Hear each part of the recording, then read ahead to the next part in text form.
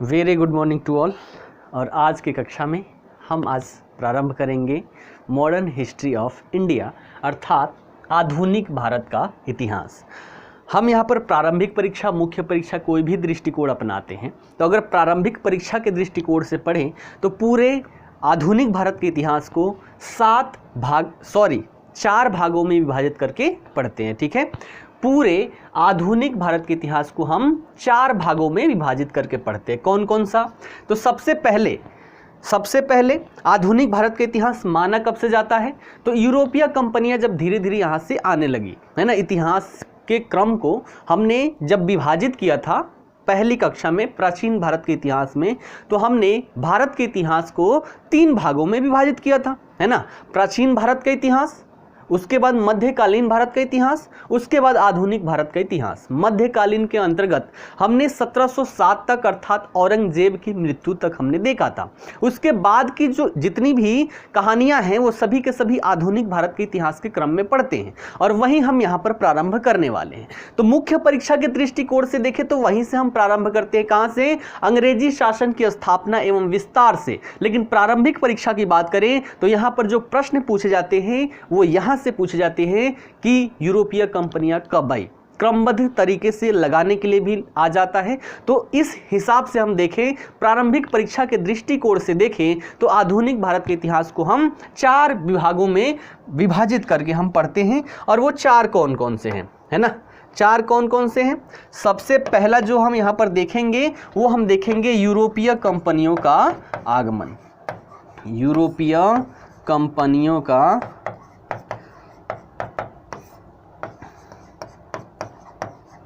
आगमन, ठीक है, पहला टॉपिक होगा।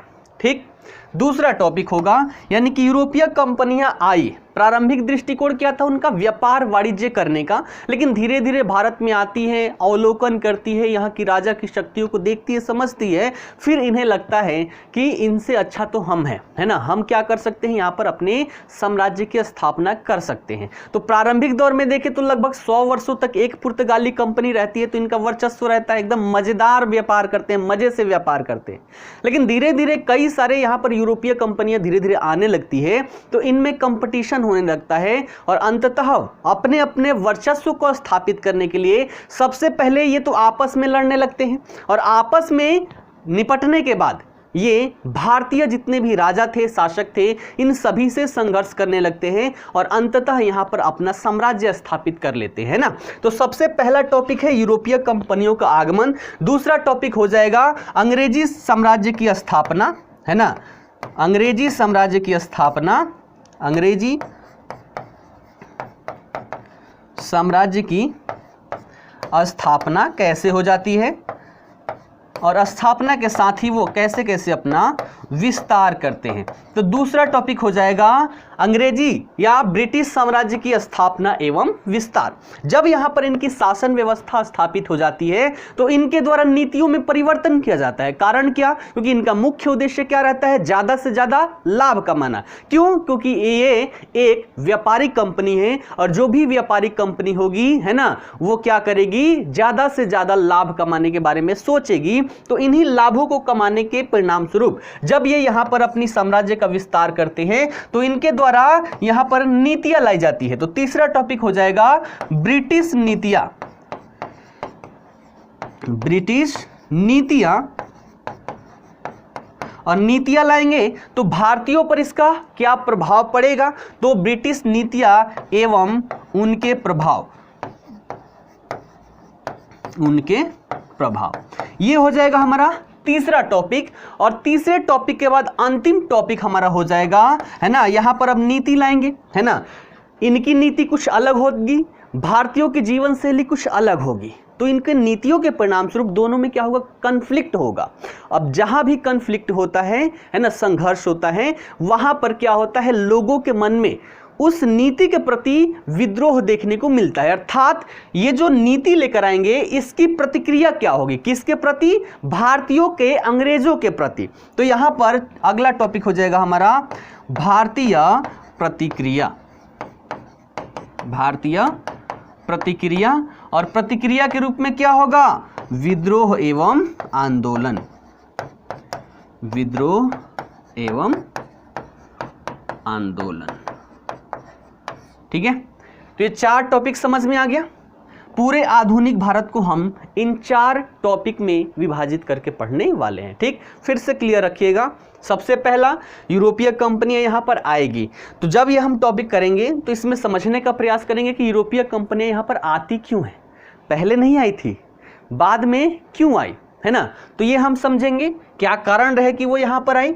जब यहाँ पर आते हैं तो साम्राज्य की स्थापना होती है ना। विभिन्न कंपनियां आती है, लेकिन इन सभी में अंग्रेजी कंपनी अंततः इनका वर्चस्व स्थापित हो जाता है और इनके साम्राज्य की स्थापना होती है। स्थापना होने के साथ साथ ये अपने साम्राज्य का विस्तार करते हैं। प्रारंभिक दौर में प्लासी वाला क्षेत्र है ना, बंगाल, बिहार, उड़ीसा, ये सभी क्षेत्र, बक्सर, प्लासी बक्सर, ये आपने पढ़ा होगा। तो इन सब के माध्यम से छोटे से क्षेत्र पर इनका क्या होता है, आधिपत्य स्थापित होता है। फिर धीरे धीरे आप देखेंगे कि पूरे भारत, है ना, भारत के साथ साथ जो हमारा पहले का भारत था, है ना, जितना लंबा, जिसमें म्यांमार, पाकिस्तान, ये सारे सम्मिलित थे, इन सभी पर इनका वर्चस्व स्थापित हो जाता है। वर्चस्व स्थापित होने के बाद ये नीतियाँ लाते हैं। उन नीतियों का प्रभाव होता है, क्या प्रभाव पड़ता है वो हम पढ़ेंगे। और फिर इन नीतियों के परिणाम स्वरूप भारतीयों की प्रतिक्रिया क्या रहती है, विद्रोह एवं आंदोलन कौन कौन से होते हैं। तो पूरे टॉपिक समझ में आ गए। प्रारंभ करें।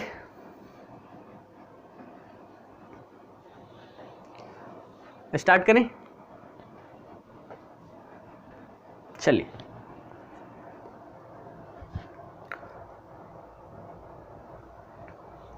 ठीक है, यही चीज हमने वहां पर देखा था।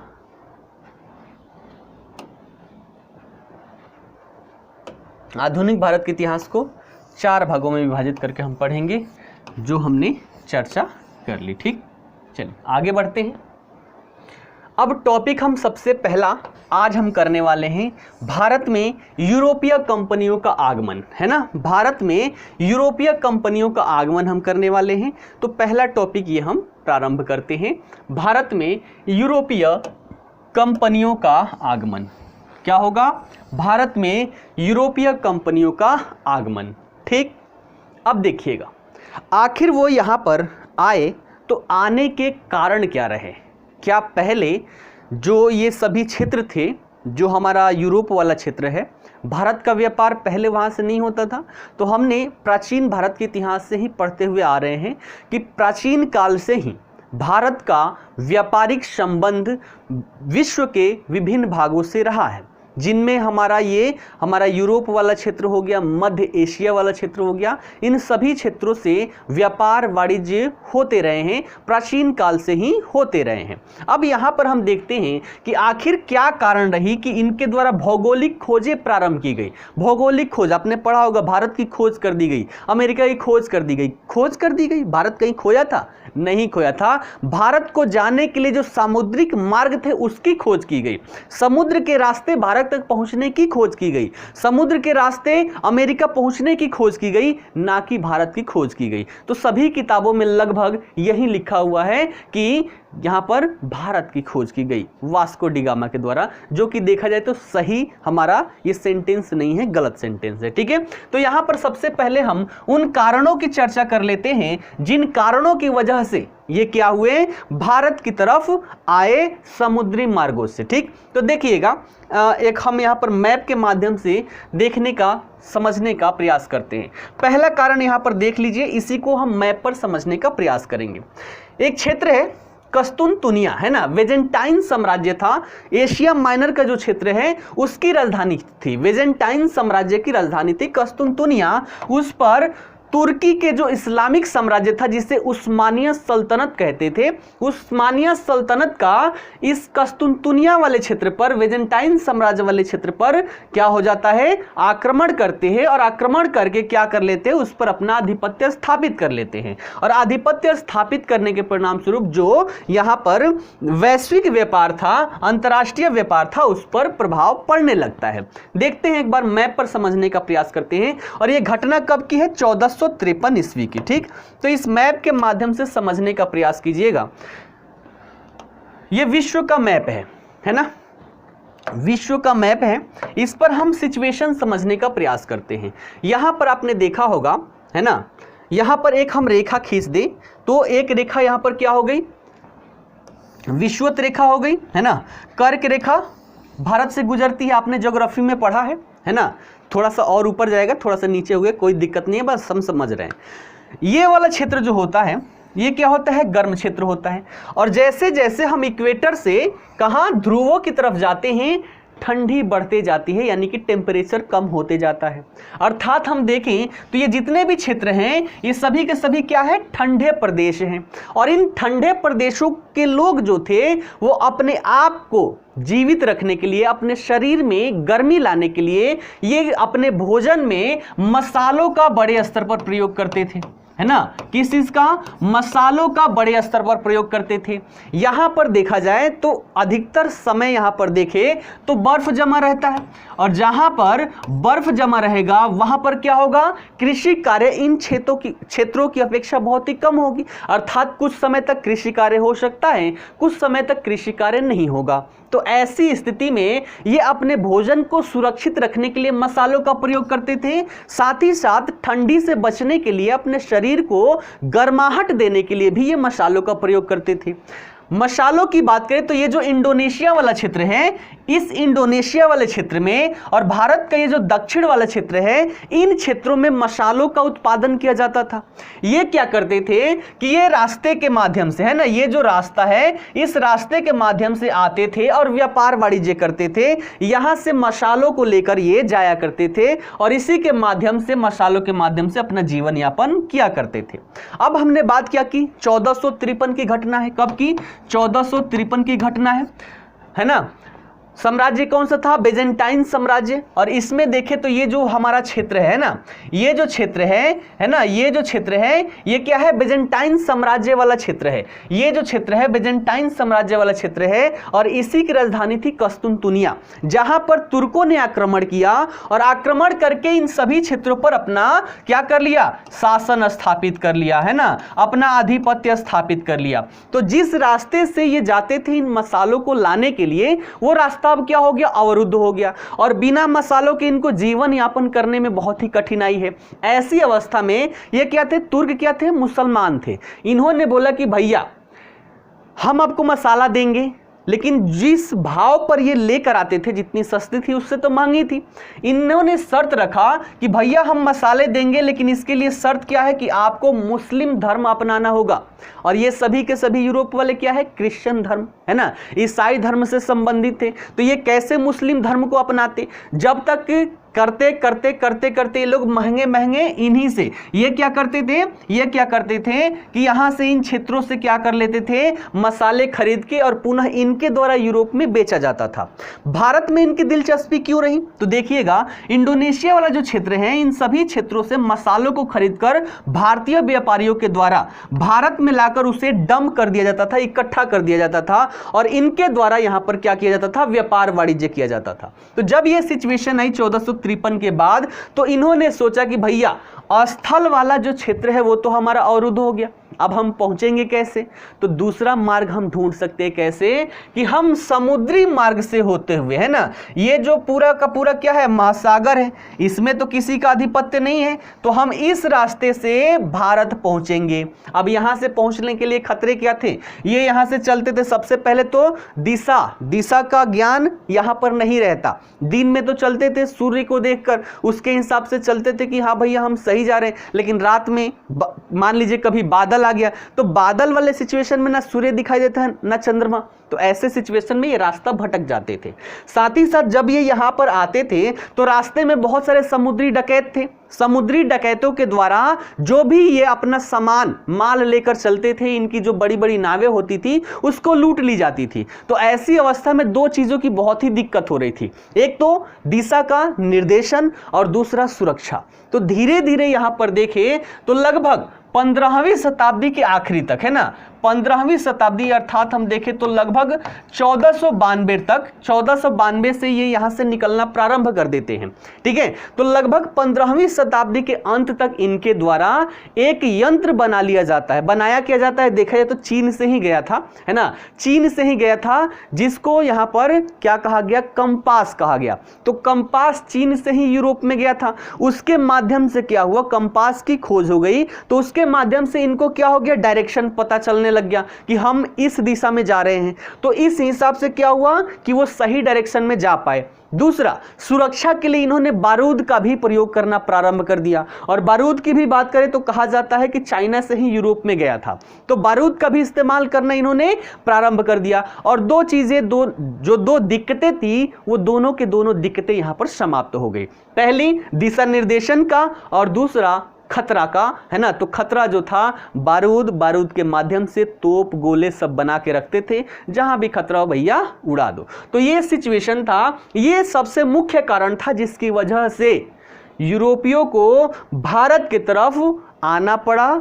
ये समुद्री रास्ते हैं, इन समुद्री रास्तों को ढूंढना पड़ा। तो आशा करता हूं ये चीज आप समझ पाए होंगे। क्लियर है ये? एक बार बताइएगा, मजा आ रहा है? ये समझ में आ गया कारण क्या था, कारण क्या था जिसकी वजह से ये समुद्री मार्गों को ढूंढना प्रारंभ करते हैं। क्लियर है? आगे बढ़ें। चलिए, ये समझ में आ गया। अब उन रास्तों को देखते हैं, है ना। अब उन रास्तों को एक बार हम ध्यान दे लेते हैं।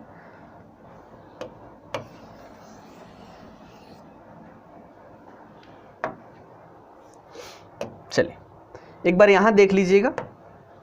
तो हमने ये समझ लिया, पहला लाइन हमने समझ लिया कि जो विजेंटाइन साम्राज्य था, एशिया माइनर वाला क्षेत्र था, जिसकी राजधानी क्या थी, कस्तुनतुनिया। उस रास्ते से पहले व्यापार वाणिज्य हुआ करता था, लेकिन 1453 में उस्मानिया सल्तनत, जहां पर तुर्की इस्लामी साम्राज्य हुआ करता था, उन्होंने यहां पर आक्रमण किया और आक्रमण करके उस रास्ते को अवरुद्ध कर दिया जहां से इनका व्यापार वाणिज्य हुआ करता था। इससे क्या हुआ, अंतर्राष्ट्रीय व्यापार इनकी प्रभावित हो गई। ठीक है, अब क्या हुआ कि इनको तो कैसे भी मसाले चाहिए। कब तक भैया 10 रुपए का सामान 1000 रुपए में खरीदते रहेंगे, इतने पैसे रहेंगे तब तो खरीद पाएंगे। ऐसी स्थिति में इनको क्या हुआ, एशिया तक पहुंचने के लिए नए मार्गों की खोज करने की आवश्यकता पड़ी, जिसे हम भौगोलिक खोजें कहते हैं। भौगोलिक खोजों पर इन्होंने जोर देने लगा, है ना, इन्होंने जोर दिया और भौगोलिक खोजें यहां पर प्रारंभ कर दी, जिसमें दो चीजें महत्वपूर्ण भूमिका निभाई। पहला कंपास, जिसे ये तुगलक नुमा कहते थे, है ना, तुगलक नुमा, और दूसरा बारूद। तो इन दोनों की खोजों में देखा जाए तो भौगोलिक खोज में इनकी महत्वपूर्ण भूमिका रही। ठीक है, और यहां पर देखें तो जब इसकी खोज हो जाती है तो इसी के साथ क्या होता है कि ये भारत की तरफ चलते हैं, और इसी क्रम में देखें तो वास्को डी गामा के द्वारा भारत पहुंचा जाता है। ठीक है, कब, 1498 में 20 मई का समय था, है ना, 20 मई 1498 में ये भारत पहुंचते हैं। ठीक है, ये मुख्य कारण था। इसके अलावे देखें तो इसके अलावे भी और भी कारण है जो आपको किताबों में देखने को मिलेगी। जो हमने कारण देखा वो किताबों में नहीं मिलेगी, ये सभी कारण आपको किताबों में देखने को मिलेगी। सबसे पहला अन्य कारणों में क्या है, मशीनीकरण है। यानी कि जब भारत में मध्यकाल का समय चल रहा था, उस समय यूरोप वाले क्षेत्र में आधुनिक काल प्रारंभ हो चुका था। वहां की जो अर्थव्यवस्था थी, अर्थव्यवस्था में परिवर्तन प्रारंभ हो चुका था। पहले हमने देखा था मध्यकाल में कि सामंती व्यवस्था हुआ करती थी। अब धीरे धीरे यूरोप में, जब भारत में मध्यकाल है, उस समय यूरोप में आधुनिक काल प्रारंभ हो चुका है, और यहां की अर्थव्यवस्था सामंती से पूंजीवादी अर्थव्यवस्था की तरफ बदल रही है। और पूंजीवादी अर्थव्यवस्था के बारे में अपने अर्थव्यवस्था विषय वस्तु में पढ़ा होगा कि ये लाभ पर आधारित होता है ना। तो यहां पर लाभ पर आधारित होता है, इसलिए यहां पर लाभ और साथ ही साथ बाजार में प्रतियोगिता देखने को मिली। तो यहां पर क्या हुआ, बड़े स्तर पर मशीनीकरण हुआ। मशीनीकरण के परिणाम स्वरूप विनिर्माण का जो कार्य हुआ, इसमें तेजी से वृद्धि हुआ। जब तेजी से वृद्धि होगा तो उत्पादन अत्यधिक होगा, और उत्पादन अत्यधिक होगा और यूरोप में पहले बेचा जाएगा। लेकिन यूरोप में देखें तो कितना बड़ा क्षेत्र है, इनको और भी बाजार की आवश्यकता थी, और यहां पर देखा जाए तो और बाजारों की तीव्र वृद्धि होनी थी। इसलिए बाजारों की खोज के लिए ये यूरोप से अन्य क्षेत्रों में भी निकलते हैं। उसके बाद और भी देखें तो इसमें और क्या, तो जो इस समय देखें तो लगभग 2-4 शक्तिशाली यहां पर राजा उभर के सामने आते हैं, जो बोलते हैं कि भैया हमारा ये जो स्थल वाला क्षेत्र है ये अवरुद्ध है, आप क्या करें, भौगोलिक खोजें प्रारंभ करें। कहां से, जो हमारा समुद्री क्षेत्र है। और इससे इन्होंने क्या किया कि राजाओं के द्वारा जो भौगोलिक खोजें थी इनको बढ़ावा दिया गया। लेकिन केवल बढ़ावे से काम नहीं होता, जब तक पूंजी ना हो तब तक कोई भी कार्य नहीं कर सकता। अब मुझे ही मान लीजिए कहीं मान लीजिए मुझे गांव जाना हो, मेरे पास एक भी रुपए नहीं है और कोई बोले कि हाँ आप जाइए, हम आपके साथ हैं, आप जाइए, उनके साथ रहने से थोड़ा ना पहुंच जाऊंगा जब तक यहां पर वित्तीय मदद नहीं किया जाएगा। तो ऐसी स्थिति में कुछ ऐसे भी राजा उत्पन्न हुए जिनके द्वारा भौगोलिक खोजों को बढ़ावा दिया गया, है ना। लोगों को बोला गया कि आप भौगोलिक खोजें कीजिए, ये लीजिए पैसे मैं दे रहा हूं। तो इनके द्वारा वित्तीय मदद भी यहां पर मुहैया करवाई गई। और ऐसे देश में देखे तो दो महत्वपूर्ण उभर के सामने आते हैं, एक पुर्तगाल और दूसरा स्पेन, है ना। तो पुर्तगाल और स्पेन ऐसे क्षेत्र रहे जहां पर सबसे ज्यादा यहां पर बढ़ावा दिया गया, ठीक है। ये कारण में हम देख सकते हैं। उसके बाद देखें तो और अन्य कारण में क्या हुआ, तो इस समय काल तक मुद्रण अर्थात प्रिंटिंग प्रेस भी प्रारंभ हो चुका था, है ना। प्रिंटिंग प्रेस भी प्रारंभ हो चुका था, जिसकी वजह से हम क्या कर पाए, विश्व का जो नक्शा था, नक्शा बनाने में हम सक्षम हो पाए। तो उस नक्शे के माध्यम से कंपास से डायरेक्शन लेते हुए हम एक जगह से दूसरी जगह तक पहुंच सकते थे।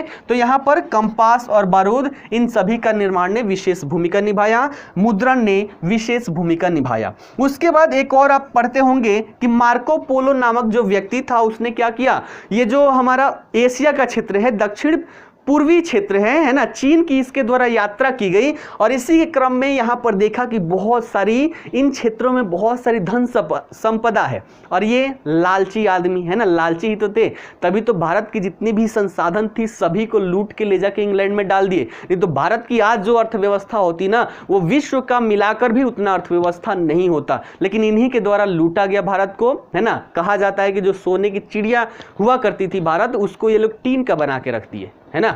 तो यही कारण है। तो जो बेशुमार धन संपदा हुआ करती थी, है ना, तो ये धन संपदा का जब इनके द्वारा अपने यात्रा वृत्तांत में उसके बारे में कहा गया, है ना, वृत्तांत प्रस्तुत किया गया, तो इससे भी ये सभी क्या हुए, आकर्षित हुए। और ये सभी कारण रहे जिसकी वजह से ये भारत की तरफ, है ना, दक्षिण पूर्वी एशिया की तरफ ये आकर्षित हो जाते हैं। लेकिन इसमें मुख्य कारण देखें तो मुख्य कारण क्या था, यहां पर मसाला था, ठीक है।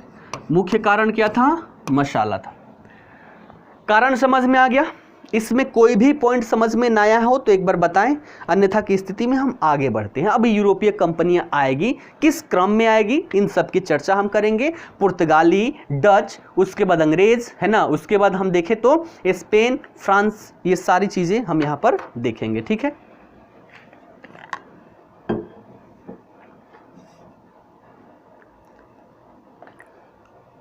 क्लियर है।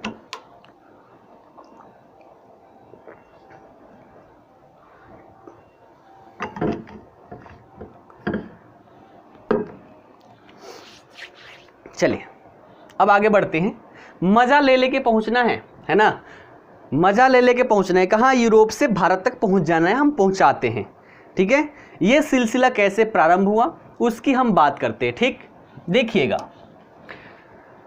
वही कारण हमने जो देखा वही हमने यहाँ पर लिखा है कि सबसे पहले मसाला उत्पादन, जिसके माध्यम से ये लोग अपना जीवन यापन करते थे, अपने भोजन को सुरक्षित रख पाते थे। इसका उत्पादन करने वाला जो क्षेत्र था वो इंडोनेशिया में हमारा जावा और सुमात्रा था, और भारत के दक्षिण वाले क्षेत्र में, इन सभी क्षेत्रों में मसाला उत्पादन हुआ करता था, है ना। 1453 की घटना क्या हुई कि बेजेंटाइन साम्राज्य, है ना, जिसकी राजधानी कस्तुनतुनिया थी, उस पर उस्मानिया सल्तनत अर्थात तुर्कों का आक्रमण हुआ, और आक्रमण करके ये अपना आधिपत्य स्थापित कर लिए, जिससे प्राचीन मार्ग जो था, व्यापारिक मार्ग, वो प्रभावित हो गया, ठीक है। उसके बाद यहां पर देखें तो दो चीजें, एक कुतुबनुमा अर्थात कंपास और दूसरा बारूद, ये दोनों के दोनों चीन से यूरोप की तरफ गए। और इससे क्या हुआ कि जो समुद्री डकैती की यहां पर खतरा हुआ करता था, जो लूट लिया जाता था, तो बारूद के माध्यम से समुद्री डकैतों से इसकी सुरक्षा हो गई। और दूसरा, कंपास के माध्यम से ये क्या कर लिए, कंपास के माध्यम से अपना डायरेक्शन को सही से निर्धारित कर लिए। ये जो काम था ये 15वीं शताब्दी के अंत तक हो चुका, ठीक है, 15वीं शताब्दी के अंत तक हो चुका। और इसके बाद से भौगोलिक खोजों में क्या हुआ, सभी देशों ने दिलचस्पी यहां पर बढ़ाई, और इसमें सबसे आगे था पुर्तगाल और स्पेन। और देखा जाए तो 1492 तक ये भौगोलिक खोजें प्रारंभ कर देते हैं। तो भौगोलिक खोजों को प्रारंभ करने के साथ ही दोनों देशों से एक एक व्यक्ति निकलते हैं भारत को खोजने के लिए कि हम इस समुद्री रास्ते से भारत को कैसे खोज निकालें। तो एक व्यक्ति थे, है ना, एक व्यक्ति यहां पर थे, देखिएगा, एक व्यक्ति थे यहां पर बार्थोलोमेओ डिमोज। ये कहां के? पुर्तगाली थे, बार्थोलोमेओ डिमोज। ये 1492 ईस्वी में निकल गए कि चलो अब हम भारत को खोजते हैं। तो 1492 में पुर्तगाली प्रथम व्यक्ति कौन था? बार्थोलोमेओ डिमोज, जो क्या हुआ, भारत की खोज के लिए निकला। और कहां? तो देखा जाए तो दक्षिण अफ्रीका का जो आशा अंतरीप है ना, ये क्षेत्र देखिएगा, यहां पर देखें तो यहां से ये निकलता है ना, इंग्लैंड, ये यूके वाला क्षेत्र है, यहां से ये समुद्री रास्ते पकड़ते हुए यहां तक पहुंचता है और इसी को हम बोलते हैं Cape of Good Hope, Hindi में बोलते हैं आशा अंतरिप। तो यहां तक पहुंचता है लेकिन साहस हार जाता है, बोलता है अब हम आगे नहीं जाएंगे, मरना थोड़े ना, हमें रिटर्न भी जाना है। तो यहां से घूम के ये 1498 तक पुनः पुर्तगाल पहुंच जाता है। ये रहा पुर्तगाल, ठीक है। तो यहां से एक व्यक्ति निकला बार्थोलोमेओ डिमोज, कहां? साउथ अफ्रीका तक पहुंचा, केप ऑफ गुड होप तक पहुंचा और यहां से ये रिटर्न चला गया 1498, है ना। दूसरे व्यक्ति स्पेन से निकलते हैं ना, दूसरे व्यक्ति जो थे वो कौन? Christopher Columbus. ये स्पेन से निकलते हैं भारत को ढूंढने के लिए, लेकिन ये दिशा अपना थोड़ा सा भूल जाते हैं। और ये भी कब निकलते हैं? 1492 ईस्वी में। तो ये दिशा थोड़ा सा भूल जाते हैं और भारत की जगह ये अमेरिकी महाद्वीप में जो कैरेबियाई द्वीप थे वहां तक ये पहुंच जाते हैं। कहां?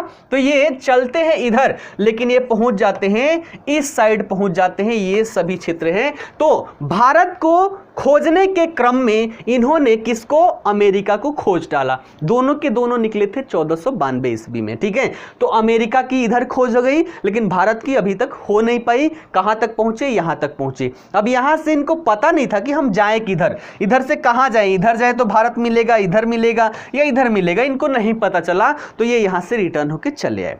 उसके बाद 1498 में दूसरा व्यक्ति, दूसरा पुर्तगाली चलता है भारत की खोज के लिए, जिसका नाम था वास्को डी गामा। वो भी इसी रास्ते का अनुसरण करते हुए, है ना, वास्को डी गामा का कलर थोड़ा हम चेंज कर लेते हैं, ये भी इसी रास्ते का अनुसरण करते हुए पहुंच जाता है। कहां? यहां, वहीं केप ऑफ गुड होप तक पहुंच जाता है। अब यहां से इसको भारत पहुंचना था। भारत पहुंचने के लिए ढूंढ रहा था कि कोई भारतीय मिल जाए तो मजा आ जाए, उसके साथ हम कहां पहुंच जाएंगे? भारत पहुंच जाएंगे। तो ढूंढ रहा था, ढूंढते ढूंढते कोई यहां पर व्यापारी मिला, है ना, कोई इंडिकेशन होगा कि इंडिया वाले कैसे दिखते होंगे। तो इसको एक व्यापारी यहां पर दिख गया, है ना। और वो व्यापारी कौन था? तो उस व्यापारी की नाम देखे तो अब्दुल मजीद नाम था उस व्यापारी का, है ना, अब्दुल मजीद नाम था। गुजरात का व्यापारी था जो व्यापार करने के लिए वहां पर पहुंचा हुआ था। बोला कि भैया हमें भारत पहुंचना है, आप हमें रास्ता बता दीजिए। ये बोला, है ना, भारतीय लोग कितने अच्छे होते हैं, वो भी गुजरात अगर जाए, गुजरात राजस्थान में जाए, राजस्थान के लोग तो इतने भले होते हैं कि उनसे रास्ता पूछे कि मुझे यहाँ पर जाना है, बोलेंगे मुझे भी गाड़ी में बैठा लो, मैं तुम्हें वहाँ पर छोड़ के आता हूँ। तो ऐसे ऐसे भारत में भी लोग होते हैं। ये भी महाशय वैसे में से थे। इन्होंने इससे पूछा कि हमें भारत जाना है, रास्ता बता दो। गुजराती व्यापारी से बोला कि भैया रास्ता क्यों बताए, चलो हम तुम्हें पहुँचाते हैं। और यहाँ पर अब्दुल मजीद के साथ, है ना, ये इसके नाव में बैठ के ये होते हुए पूरा पहुंच गए भारत।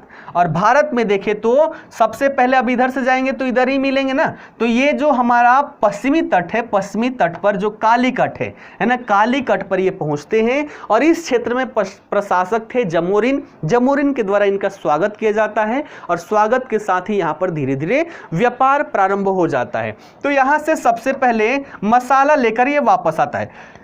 यहाँ पर पहुंचा कब? तो 20 मई, है ना, 20 मई 1498 को भारत में पहुंच जाता है वास्को डी गामा।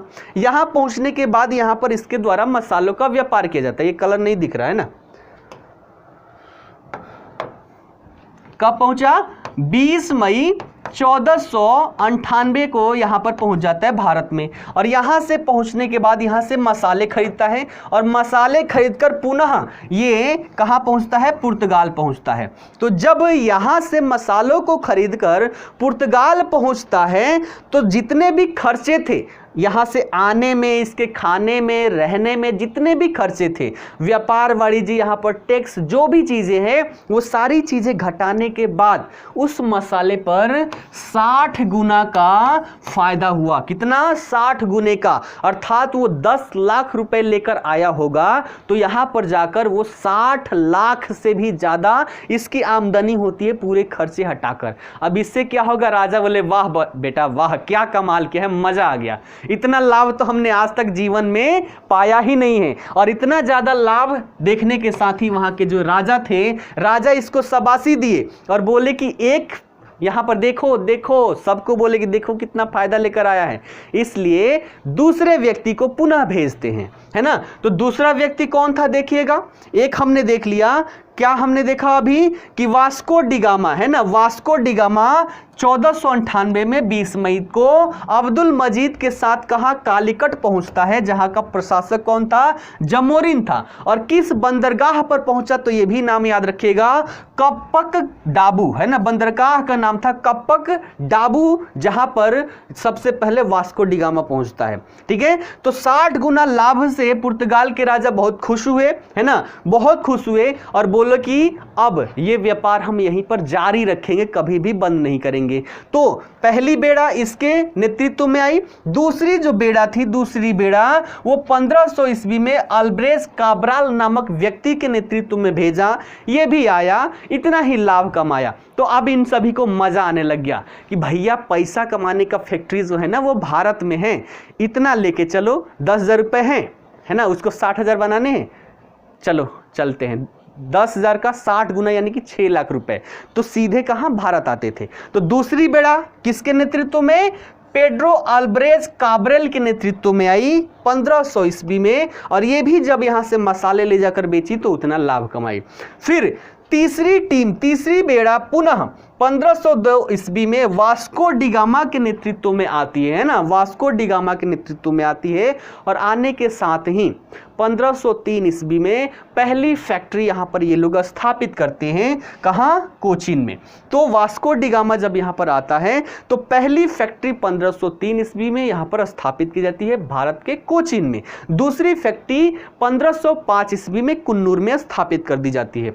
अब यहाँ पर फैक्ट्री स्थापित हो गया, है ना। अब यहाँ पर क्या हुआ कि बार बार व्यापार वाणिज्य तो करना ही है, तो राजा ने यहाँ से एक व्यक्ति को महानिदेशक के रूप में नियुक्त कर दिया। महानिदेशक अंग्रेजी में हो जाता है डायरेक्टर जनरल, डीजी। तो डीजी नियुक्त कर दिया और इसी डीजी के रूप में जो व्यक्ति आया वो आगे चलकर उसको यहाँ का गवर्नर नियुक्त कर दिया जाता है। उसके बारे में हम बात करेंगे। तो ये समझ में आ गया कैसे आए। तो सबसे पहले पहली टीम किसके नेतृत्व में? वास्को डिगामा, फिर पेड्रो अल्ब्रेज काब्रल, और फिर तीसरी बार वास्को डिगामा यहां पर आता है। फिर यहां पर फैक्ट्री खोल दिए जाते हैं। इतनी बातें क्लियर है?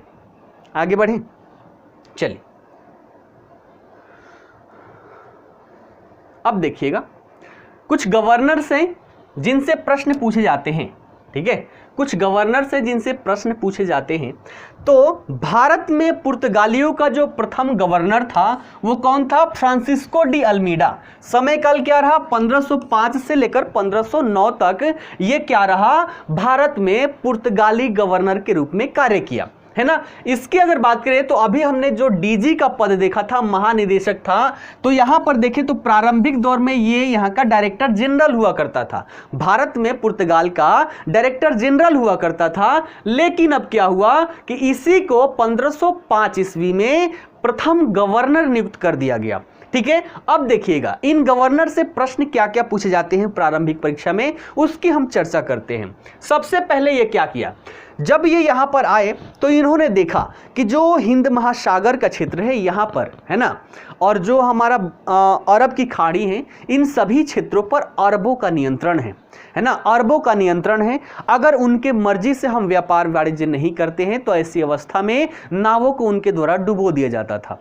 तो सबसे पहले तो इन्होंने सोचा कि भैया सबसे पहले इन अरबों को यहाँ से निपटाना होगा। है ना, इन अरबों को यहां से निपटाना होगा। तो इसी को निपटाने के क्रम में धीरे धीरे इन्होंने क्या किया कि सबसे पहले फ्रांसिस्को डी अल्मीडा के समय काल में अटलांटिक और हिंद महासागर के क्षेत्र पर अपना प्रभाव स्थापित किए इन्होंने, और प्रभाव स्थापित करके इसे अटलांटिक और हिंद महासागर के क्षेत्र को अपना साम्राज्य घोषित कर दिए कि ये अब हमारा साम्राज्य है। किसी को भी यहां से व्यापार वाणिज्य करना है तो बिना टैक्स चुकाए, मुझे बिना टैक्स चुकाए आप इस क्षेत्र से व्यापार वाणिज्य नहीं कर सकते। अगर ऐसा करेंगे तो आपके नाव को यहां पर डुबो दिया जाएगा। तो देखिएगा यहां पर क्या क्या इनके द्वारा चाल चली जाती है। ठीक है, तो सबसे पहले इससे अपना क्या कर दिया, साम्राज्य घोषित कर दिया, और साम्राज्य का नाम क्या दिया देखिएगा, Estado the India. Estado the India, ये क्या है, प्रश्न पूछे कि एस्तादो द इंडिया क्या है, तो पुर्तगालियों का अटलांटिक और हिंद महासागर को अपना जो प्रभाव स्थापित करके क्षेत्र बनाया गया था वही क्या है, एस्तादो द इंडिया, अर्थात ये इनका साम्राज्य था, घोषित कर दिए। अब साम्राज्य हो गया तो भैया यहां पर क्या होगा, यहां पर कुछ व्यापारिक नीति हम लागू करेंगे। कैसा व्यापारिक नीति है भैया देखिएगा, तो इनके द्वारा जो व्यापारिक नीति लागू की गई वो नीले शांत जल की नीति है ना, जिसे अंग्रेजी में ब्लू वाटर ओशन पॉलिसी कहा जाता है। साधारण किताबों में आपको देखने को मिलेगा ब्लू वाटर पॉलिसी, लेकिन इसका पूरा जो नाम था वो क्या था, ब्लू वाटर ओशन पॉलिसी, अर्थात नीले शांत जल की नीति। इनके द्वारा व्यापारिक नीति अपनाई गई। और यहां पर क्या हुआ कि भैया आप हमारे साम्राज्य से अगर आप अपना जहाजी बेड़ा लेकर जाते हैं तो यहां पर आपको एक टैक्स चुकाना पड़ेगा। बिना टैक्स के अगर आप गए तो फिर समुद्र में क्या होगा आपके साथ, ये हम जिम्मेदारी नहीं लेते। अर्थात ये करते क्या थे कि या तो टैक्स दो, नहीं दोगे तो ये बोलते थे कि भैया लुटेरे अगर लूट लेते हैं तो उसमें हमारी जिम्मेदारी नहीं है। और लुटेरे क्या यही लूटते थे, है ना, नाव को डुबो देते थे। इससे डर के मारे जो भी यहाँ से व्यापार वाणिज्य करता था वो यहाँ पर टैक्स को अवश्य ही चुकाता था। तो इन्होंने समुद्री टैक्स के लिए क्या किया, एक व्यवस्था स्थापित किया। उस व्यवस्था का नाम क्या था, याद रखिएगा, कार्टेज आर्मेडा काफिला प्रणाली। नाम क्या था, कार्टेज आर्मेडा काफिला प्रणाली। अंग्रेजी समझिएगा, ये इसका मतलब समझिएगा। कार्टेज का मतलब होता है परमिट, अर्थात आपको यहां से हिंद महासागर से, अटलांटिक महासागर से आपको नाव गुजारनी है, अपनी बेड़ा गुजारनी है, तो सबसे पहले हमसे परमिट लेना पड़ेगा। अगर परमिट नहीं लेते हैं तो ऐसी अवस्था में अगर लुटेरों के द्वारा आपकी नाव डुबो दी जाती है तो इसमें हमारी कोई जिम्मेदारी नहीं होती, है ना, डुबोते यही थे। तो कार्टेज का मतलब हो गया परमिट।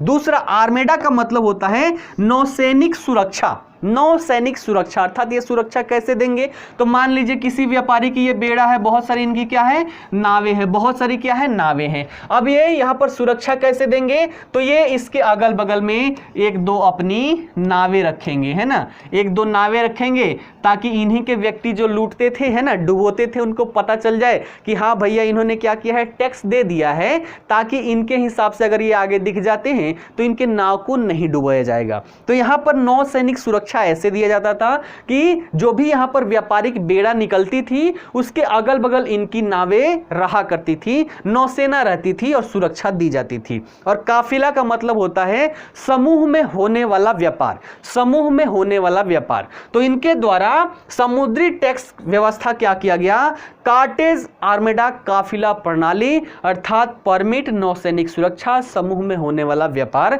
इस प्रकार से ये सुरक्षा दिया करते थे। अगर कोई नहीं देता तो डुबो देते थे। यानी कि देखा जाए तो राय से धमकी देते थे, है ना, राय से क्या कर रहे हैं, धमकी दे रहे, धमका रहे हैं। ठीक, क्लियर है यहां तक। चलिए अब देखिएगा, व्यापार के साथ साथ इन्होंने कुछ शर्तें भी यहां पर रखी कि भैया आप व्यापार कीजिए, है ना, दूसरे जगह के व्यापारी व्यापार करें, लेकिन दो चीज का व्यापार जो है वो पुर्तगालियों के अलावे कोई नहीं करेगा। और वो दो चीज क्या था, सबसे पहला था मसाला और दूसरा था बारूद। तो ये जो दो चीज थे, मसाले और बारूद, इसका व्यापार केवल के केवल पुर्तगाली ही कर सकते थे, कोई और नहीं कर सकता। कोई करने की चेष्टा भी करता तो नावों पर जब ये लाद के लेके जाता था तो रास्ते में इसे लूट लिया जाता था और लूटने के बाद उसके नाव को डुबो दिया जाता था। तो यहां पर देखा जाए तो एक दहशत सा इनका बना हुआ था। अब ऐसी स्थिति में देखें तो भारतीय राजाओं पर क्या प्रभाव पड़ेगा, वो सारी चीजें अभी हम आगे देखेंगे। तो ये समझ में आया। साथ ही इसी के समय काल में क्या हुआ कि 1508 ईस्वी ईस्वी में एक यहाँ पर युद्ध हुआ जिसे हम बोलते हैं चौल युद्ध, है ना। चौल युद्ध क्या था, तो पुर्तगालियों से, अब देखा जाए तो ये धीरे धीरे जितने भी समुद्री क्षेत्र थे सभी समुद्री क्षेत्र पर अपना आधिपत्य स्थापित कर लिए। बिना टैक्स के कोई यहाँ पर व्यापार वाणिज्य नहीं कर सकता था। ऐसी स्थिति में बहुत सारे देश ऐसे थे जिन्हें दुख लगा। ऐसे ही गुजरात का एक व्यक्ति था महमूद बेगड़ा, है ना ये। उसके बाद अगली यहाँ पर सेना थी मिस्र की सेना और तुर्की सेना।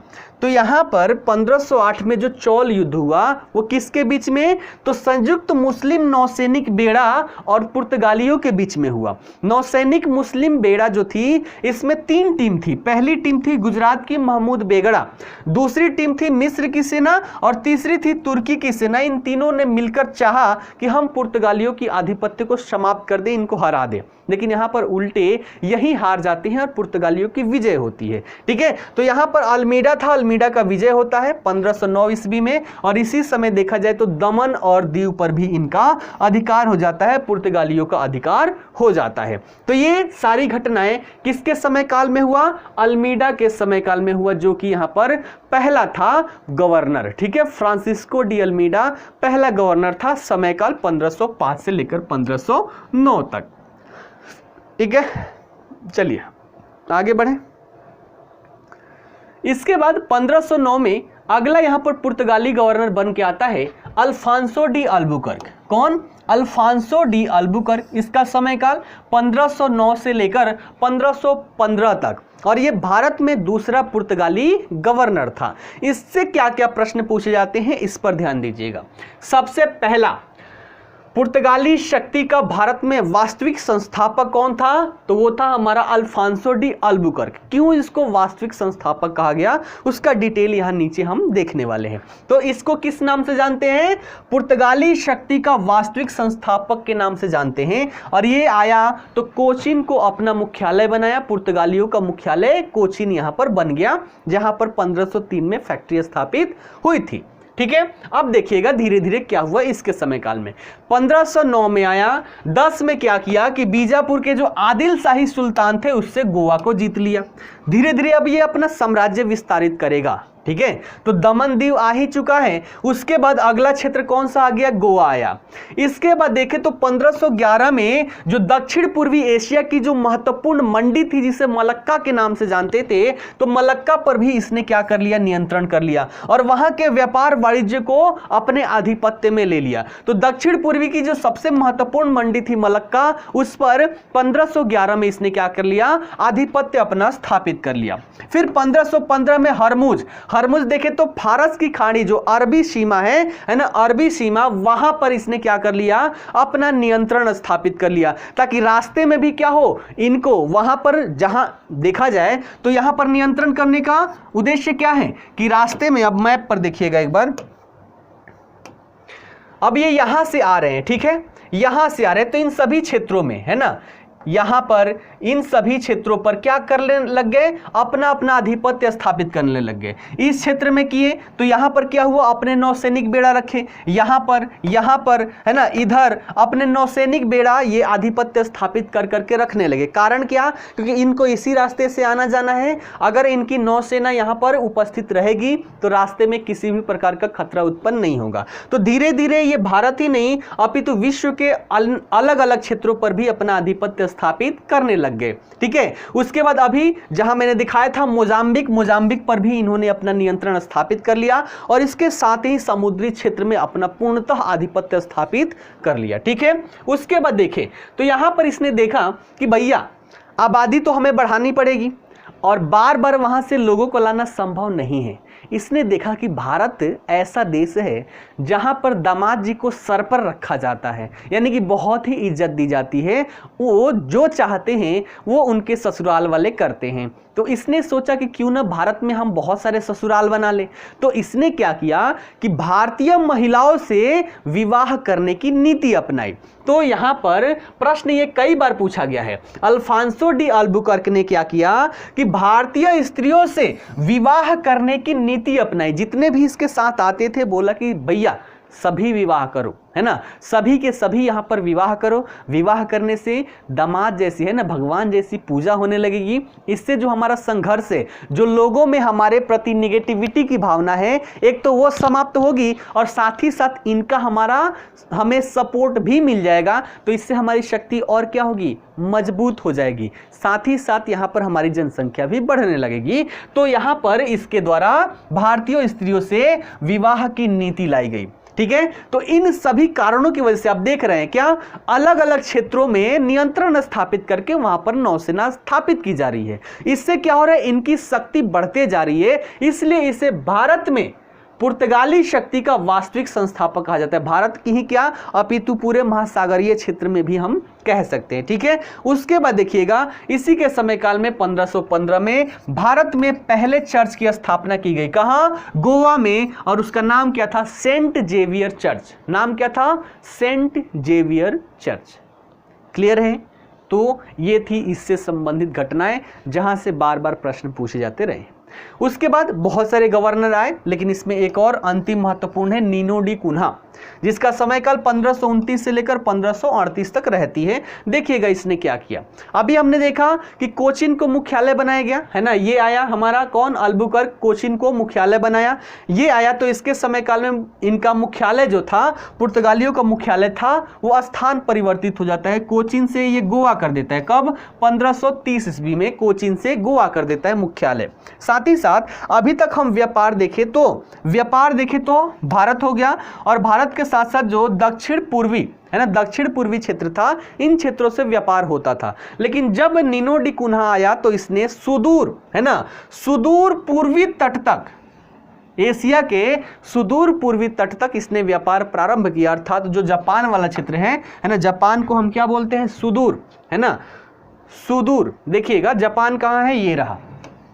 ठीक है, ये है भारत। पहले जो व्यापार वाणिज्य होता था इन सभी क्षेत्रों में हुआ करता था। जब नीनो डी कुन्हा आया तो इसने क्या किया, जापान से भी व्यापार को प्रारंभ किया, और यहां से तांबा का आयात होने लगा। ठीक है, तो जापान से तांबा ये लोग लेकर आया करते थे। तो इसने क्या किया, सुदूर, है ना, याद रखिएगा, सुदूर पूर्वी एशिया से भी व्यापार इसने क्या किया, प्रारंभ किया। ठीक, उसके बाद आगे देखें तो ये समझ में आ गया, विस्तार, है ना।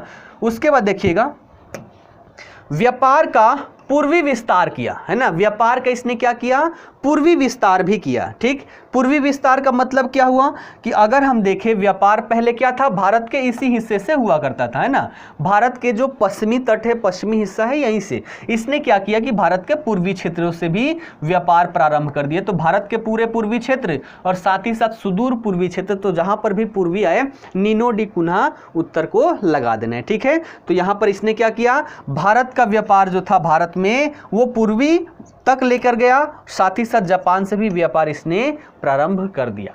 क्लियर है। तो नीनो डी कुन्हा से संबंधित ये सारी बातें थी। इतना क्लियर है। आगे बढ़ें, एक बार बताएंगे।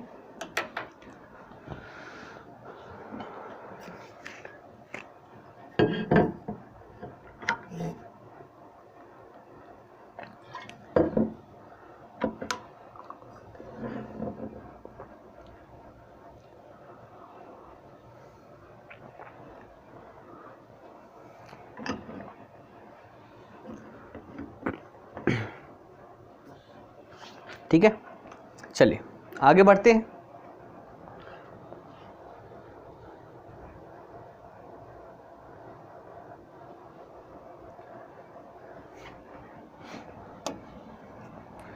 इनसे पुर्तगालियों से एक बात याद रखिएगा कि भारत में सबसे पहले कौन आते हैं, पुर्तगाली। कब, 1498 में, और जाते भी है सबसे लास्ट में। कब, आज़ादी के बाद 1961 में जाते हैं। और ये जाते नहीं हैं, लतिया के भगाए जाते हैं, है ना, जाने का नाम ही नहीं लेते थे, बोलते थे कि भैया ये हमारा क्षेत्र है। तो सबसे पहले है 1498 में, और सबसे अंत में गए 1961 में, और गए नहीं, भगाए गए, लतियाए गए भारत से, जबरदस्त यहाँ पर उनका स्वागत हुआ, है ना, और भगाया गया। ठीक, तो लगभग देखा जाए प्रारंभिक दौर में 1498 से लगभग 1598 1600 तक इनका क्या रहा, भारत पर एकाधिकार रहा, है ना, भारत पर एकाधिकार रहा। और यहाँ पर हम एग्जाम्पल देखें तो मान लीजिए कोई भी मार्केट है ना, कोई भी मार्केट है, उसमें केवल एक ही दुकान है, तो एक ही दुकान पर कोई यहाँ से हमें सामान खरीदना है ना।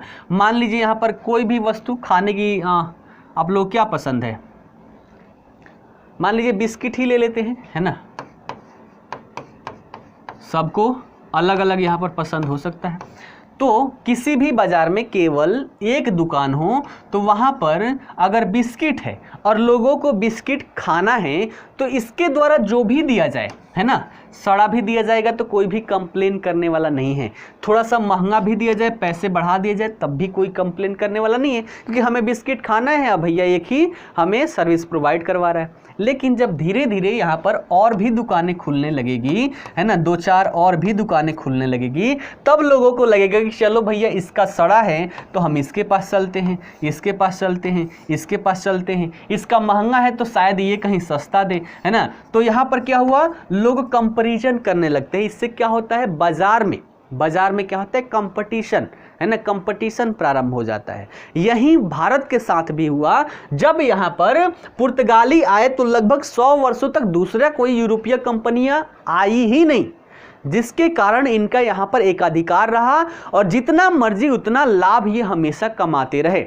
लेकिन जैसे जैसे समय बढ़ा, समय बढ़ने के साथ विभिन्न यूरोपीय कंपनियां यहाँ पर आने लगी और यूरोपीय कंपनियां जैसे जैसे यहाँ पर आने लगी, धीरे धीरे यहाँ पर प्रतियोगिता शुरू होने लगा और उसी प्रतियोगिता के परिणाम स्वरूप अपना अपना वर्चस्व स्थापित करने के लिए प्रारंभिक दौर में इनके द्वारा आपसी मतभेद होते हैं, आपस में लड़ाई होती है। जैसे कि आपने वेडरा का नाम सुना होगा, वांडीवास का नाम सुना होगा, कर्नाटक युद्ध का नाम सुना होगा। तो ये सभी युद्धों के माध्यम से पहले ये आपस में निपटते हैं कि भैया हम आगे तो हम आगे, हमसे बड़ा कोई नहीं, हमसे बड़ा कोई नहीं। तो अपने आप को यहाँ पर सर्वोच्च दर्शाने के लिए, अपना आधिपत्य स्थापित करने के लिए प्रारंभिक दौर में ये आपस में लड़ते हैं। जब आपस में निपटने के बाद जब अंग्रेजी कंपनी यहाँ पर सर्वोच्च सिद्ध हो जाती है, तब बोलती है कि चलो भैया हमने तुमको निपटा लिया। अब यहाँ पर भारत में व्यापार करने के लिए राजाओं को इनको टैक्स देना पड़ता था और टैक्स देने पर इनको लाभ की प्राप्ति कम होती थी। तो ऐसी स्थिति में इन्होंने सोचा कि जब हम भारत के क्षेत्र पर भी अपना आधिपत्य स्थापित कर ले तो ये जो टैक्स है हमें नहीं देना पड़ेगा। और ये उनके मन में कब आया, जब यहाँ पर ये आपस में टकरा रहे थे। ऐसी स्थिति में भारतीयों की दुर्दशा की ये आंक का, है ना, मतलब उनका अंदाजा लगा चुके थे, आंक चुके थे कि इनकी शक्ति कितनी है और उनकी कमजोरी इनको पता चल चुकी थी। इन्हें लगा कि भैया बस नाम के ये भारतीय हैं, ताकत इनके पास कुछ भी नहीं है। देखने में तो बहुत ताकत दिखाते हैं लेकिन अंदर से ये खोखले हैं और इसी का फायदा ये उठाते हैं और धीरे धीरे प्लासी का युद्ध, बक्सर का युद्ध और इसके माध्यम से भारत में अपने अपने प्रभुत्व स्थापित ये करने लगते हैं और ये अंग्रेजों के द्वारा किया जाता है। ठीक है, तो ये बात क्लियर है। अब देखिएगा, एक अधिकार हमने समझ लिया। पुर्तगालियों की देन क्या रही, मान लीजिए कोई कहीं पर आक्रमण भी करता है तो उसका भी प्रभाव पड़ता है, या फिर आकर यहाँ पर बसता है उसका भी प्रभाव पड़ता है। तो पुर्तगाली यहाँ पर आए तो इसकी देन क्या क्या है, देखिएगा। कई सारी चीज़ें आप लोग खाते हैं जो भारत में नहीं था। पुर्तगालियों के द्वारा अमेरिकन कंटिनेंट, अफ्रीकन कंटिनेंट, इन सभी जगहों से लाकर भारत में कुछ उत्पादित किए गए जिसका हम लोग आज आनंद लेते हैं। जैसे कि सुबह सुबह आप लोग पपीते का आनंद लेते हैं। पपीते में कहा जाता है कि जितने भी न्यूट्रिशंस होते हैं वो सारे के सारे पके हुए पपीते में मिलते हैं। तो पपीता का जो आप लोग आनंद लेते हैं वो भारत में नहीं था, पुर्तगालियों के द्वारा भारत में पपीता लाया गया। उसके बाद अभी इम्यूनिटी बढ़ाने की बात की जा रही है, जिसमें कहा जा रहा है कि काजू, किशमिश, छुआड़े, मुनक्का सारी चीजें खाएं। तो इसमें से जो काजू है, काजू भी भारत का नहीं था, भारत में इन्हीं के द्वारा लाया गया और उगाया गया। उसके बाद मक्का, है ना, जब आप मूवी देखने जाते हैं तो पॉपकॉर्न खाते हैं ना, पॉपकॉर्न ना खाए तो आपकी जो स्टैंडर्ड है ना वो ज़्यादा ऊपर नहीं है। तो अपने स्टैंडर्ड को दिखाने के लिए 10 रुपये का मकई का लावा, गांव में उसे क्या बोलते हैं, मकई का लावा, वहीं 10 रुपये के मकई के लावे को एक सिनेमा हॉल में 280 रुपये में खरीद के खाया जाता है और दिखाया जाता है कि हमारा जो स्टैंडर्ड है वो हाई लेवल का है। भले ही पीछे से पर्स जो है वो खाली हो जाए लेकिन पॉपकॉर्न खाते हैं। तो ये पॉपकॉर्न का आनंद आप भारत में नहीं ले पाते अगर यहाँ पर पुर्तगाली मक्का लेके नहीं आते। उसके बाद अनानास, है ना, अनानास है, सुबह सुबह नाश्ते में भी खाते हैं। साथ ही साथ जो बिहार का महत्वपूर्ण महत्वपूर्ण पर्व है छठ पर्व। उसमें जो फलों की जो ग्रुपिंग होती है, जितना फल होता है उसमें से एक हमारा अनानास भी होता है, ये भी पुर्तगालियों के देन है, वहीं भारत में लेकर आए। उसके बाद हरी मिर्ची का बहुत आनंद लेते हैं, है ना, थोड़ा सा स्पाइसी करना चाउमीन हो, समोसे हो, चाट हो, कुछ भी खाने के लिए थोड़ा सा स्पाइसी करना। स्पाइसी अगर हम नहीं खा पाते अगर पुर्तगाली यहाँ पर हरी मिर्च नहीं लाते। हरी मिर्च अर्थात इससे पहले यहाँ पर तीखापन के लिए काली मिर्च का प्रयोग किया जाता था। उसके बाद आलू, इसको सदाबहार सब्जी कहा जाता है, अर्थात 12 महीने इसका प्रयोग किया जाता है। 12 महीने में कोई ऐसा महीना नहीं होगा जिसमें आलू का प्रयोग ना किया जाए। और बिहार का जो DBC है ना, DBC क्या है, DBC अर्थात दाल भात चोखा, तो चोखा जो बनता है वो इसी आलू से बनता है। अगर पुर्तगाली आलू नहीं लाए होते तो DBC के जगह पे DB के बाद कुछ और होता, है ना। और ये जो चोखा बनता है वो आलू का ही बनता है। इंटरनेशनल लिट्टी चोखा नहीं बन पाता, बस लिट्टी ही रह जाता, अधूरा रह जाता अगर पुर्तगाली यहाँ पर आलू लेकर नहीं आते। ठीक है। उसके बाद नाशपाती आप खाते हैं, वो भी इन्हीं के द्वारा लाया गया। संतरा, है ना, जूस पीते हैं सुबह सुबह। उसके बाद तंबाकू, तंबाकू का स्वाद आप लोग कभी मत लीजिएगा, इससे घटिया चीज कुछ भी नहीं होता। स्वास्थ्य के लिए सबसे ज्यादा हानिकारक देखा जाए तो तंबाकू है, मत प्रयोग कीजिएगा कभी भी। उसके बाद तोप, तोप भी इन्हीं के द्वारा लाया गया। शकरकंद बहुत खाते हैं, शकरकंदी, है ना, तो वो भी इन्हीं के द्वारा लाया गया। प्रिंटिंग प्रेस, प्रिंटिंग प्रेस की भी शुरुआत भारत में पुर्तगालियों के द्वारा ही की जाती है। तो ये सभी के सभी हम पुर्तगालियों के देन के रूप में देख सकते हैं। क्लियर है। उसके बाद ये सारी चीजें हो गई भारतीय स्तर पर। वैश्विक स्तर पर ये क्या करते थे, तो वैश्विक स्तर पर देखें तो इनके द्वारा दास व्यापार बड़े स्तर पर किया जाता था। दास व्यापार कहां से, तो जो अफ्रीका के कंटिनेंट है, आज भी वो क्या है, सबसे गरीब अगर कोई देश कहीं बसता है तो वो अफ्रीका वाले क्षेत्र में। तो अफ्रीका में बहुत ही गरीब प्रकार के लोग हुआ करते थे। तो ये क्या करते थे कि दास व्यापार करते थे। कैसे, तो सबसे पहले अफ्रीका ये जाते थे, अफ्रीका से दासों को लेते थे, खरीदते थे, और उस दासों को लेकर कहाँ जाते थे, दक्षिण अमेरिका जाते थे, है ना, दक्षिण अमेरिका जाते थे। देखिएगा मैप पर देखने का प्रयास करते हैं। ठीक,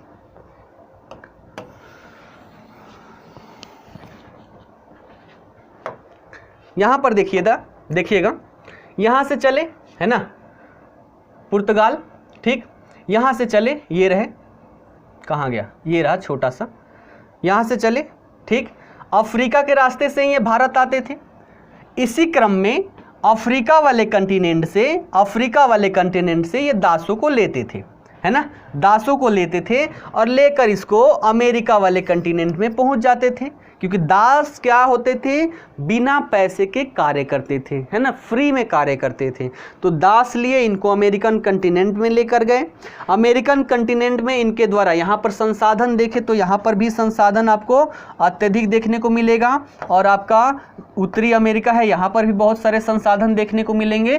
तो यहाँ से क्या करते थे, इनके द्वारा उन संसाधनों का दोहन करवाते थे, है ना, संसाधनों को खुदवाते थे, संसाधन निकलवाते थे और निकलवाकर यहाँ से कहाँ, पुर्तगाल लेकर जाया करते थे। वहाँ पर क्या करते थे, उससे वस्तुओं का निर्माण करते थे और फिर पुनः बाजारों में इसको बेचा करते थे। तो अंतर्राष्ट्रीय स्तर पर इनके द्वारा दास व्यापार किया जाता था। ठीक है, समझ में आ गया, कहाँ से, अफ्रीका से दास उठाते थे और ये अमेरिकन कंटिनेंट से उनसे खनन कार्य करवाते थे और खनन के पश्चात संसाधन जो मिलता था लेकर पुनः पुर्तगाल जाते थे, यूरोप में जाते थे। वहाँ पर जो इनका मशीनीकरण हुआ था, औद्योगिकरण हुआ था, उसके लिए कच्चे संसाधन मिलते थे, उससे वस्तुओं का निर्माण करते थे और विश्व के विभिन्न भागों में उसको बेचा करते थे। तो अंतर्राष्ट्रीय स्तर पर इनके द्वारा ये सारे कार्य किए जाते थे। और इसी के साथ हम देखें तो पूरा हमारा पुर्तगाल यहाँ पर समाप्त हो जाता है। ठीक है, अब एक प्रश्न और पूछा जाता है, देखिएगा, पुर्तगाली कंपनी जो थी उसका नाम क्या था, तो पुर्तगाली ईस्ट इंडिया कंपनी।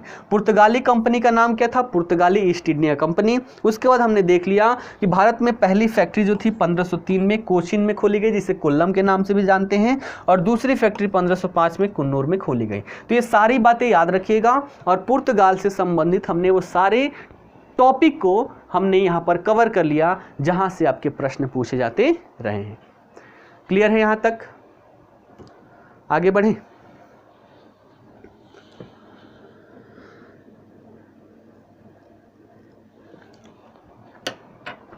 मज़ा आ रहा है कि नहीं, एक बार बताइएगा, मज़ा आ रहा है कि नहीं। मज़ा ना आए तो थोड़ा सा और तरीका चेंज करूं, मैं और कॉमेडी डालूं। देखिए ज़्यादा कॉमेडी मैं इसलिए नहीं डालता क्योंकि हम पीसीएस का और यूपीएससी की तैयारी कर रहे हैं। अगर एसएससी लेवल का होगा, है ना, उसके बाद हम देखें जो ग्रुप डी टाइप के एग्ज़ाम होते हैं, उन सभी में हमें फैक्चुअल डेटा से संबंधित प्रश्न पूछे जाते हैं। यहाँ पर फैक्चुअल डेटा को याद करने के लिए हम बहुत सारे कॉमेडी का प्रयोग करते हैं। देखा जाए तो कहानियों का प्रयोग कर लेते हैं जो किताबों में या फिर इतिहास के दृष्टिकोण से सही नहीं होता है, और उसका हम प्रयोग कर लेते हैं। उससे क्या होता है कि सारी चीज़ें याद हो जाती है, फैक्चुअल डेटा, लेकिन वो जो कहानी है थोड़ी सी गलत होती है, उसको हम मुख्य परीक्षा में सम्मिलित नहीं कर सकते। इसलिए मैं कॉमेडी भी उतना ही इसमें सम्मिलित करता हूँ जितना चल पाए। अगर यही कक्षा एसएससी के लिए हो तो इतने तरीके से मैं पढ़ा सकता हूँ कि आप जीवन में कभी इतिहास को भूलेंगे नहीं।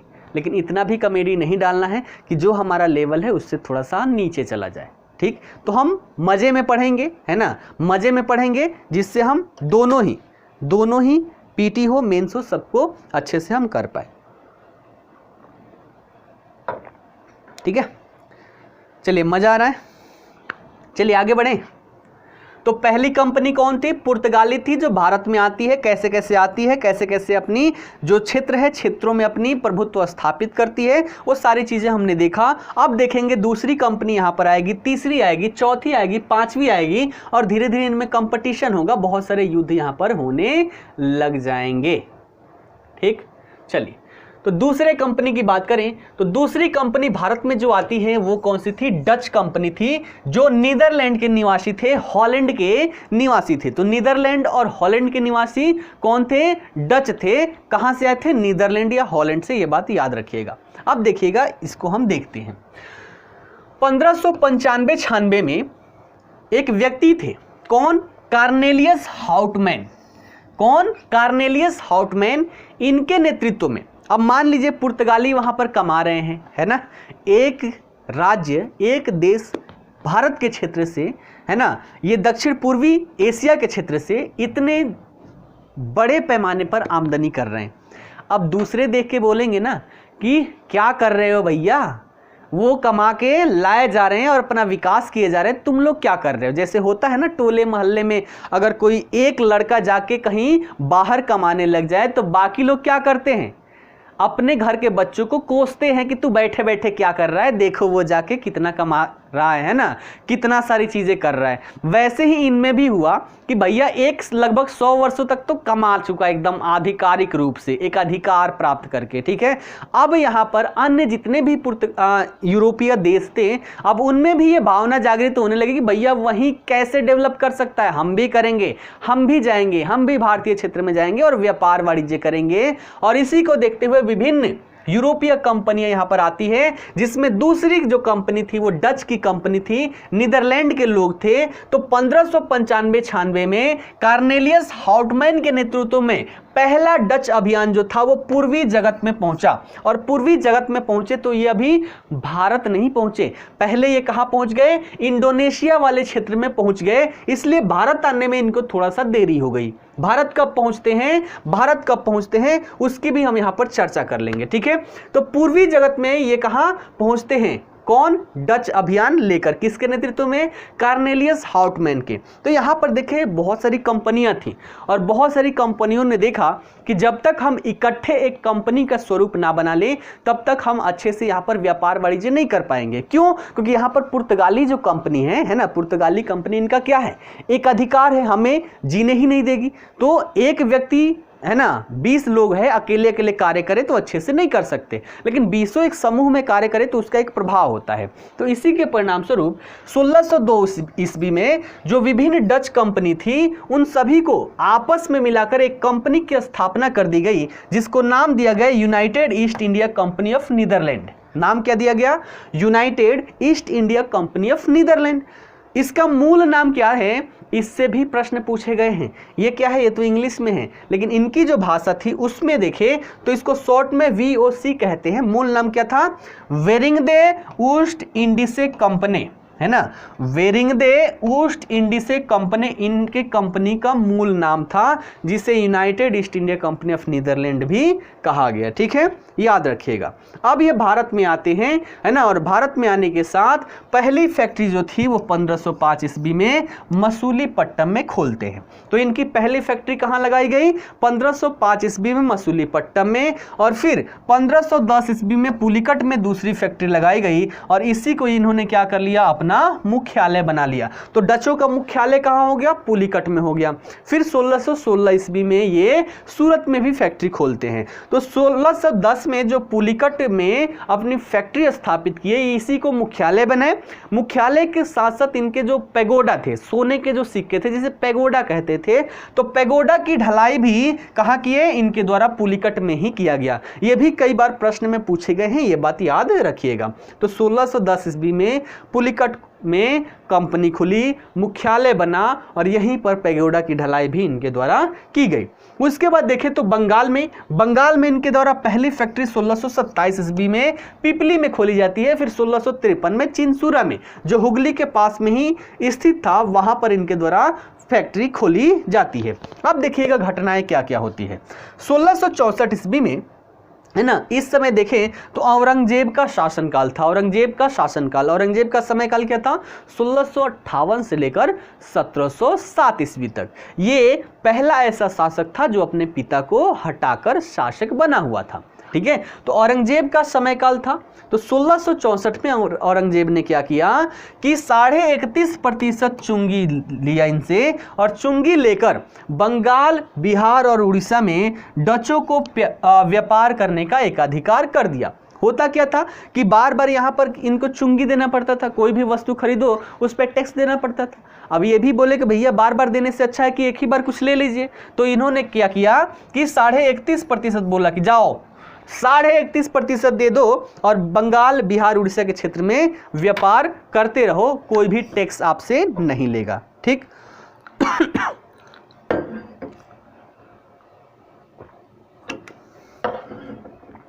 ये समझ में आ गया।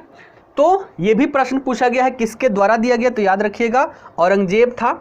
औरंगजेब के द्वारा 31.5% वार्षिक चुंगी पर बंगाल, बिहार, उड़ीसा में डचों को व्यापार करने का अधिकार दे दिया गया।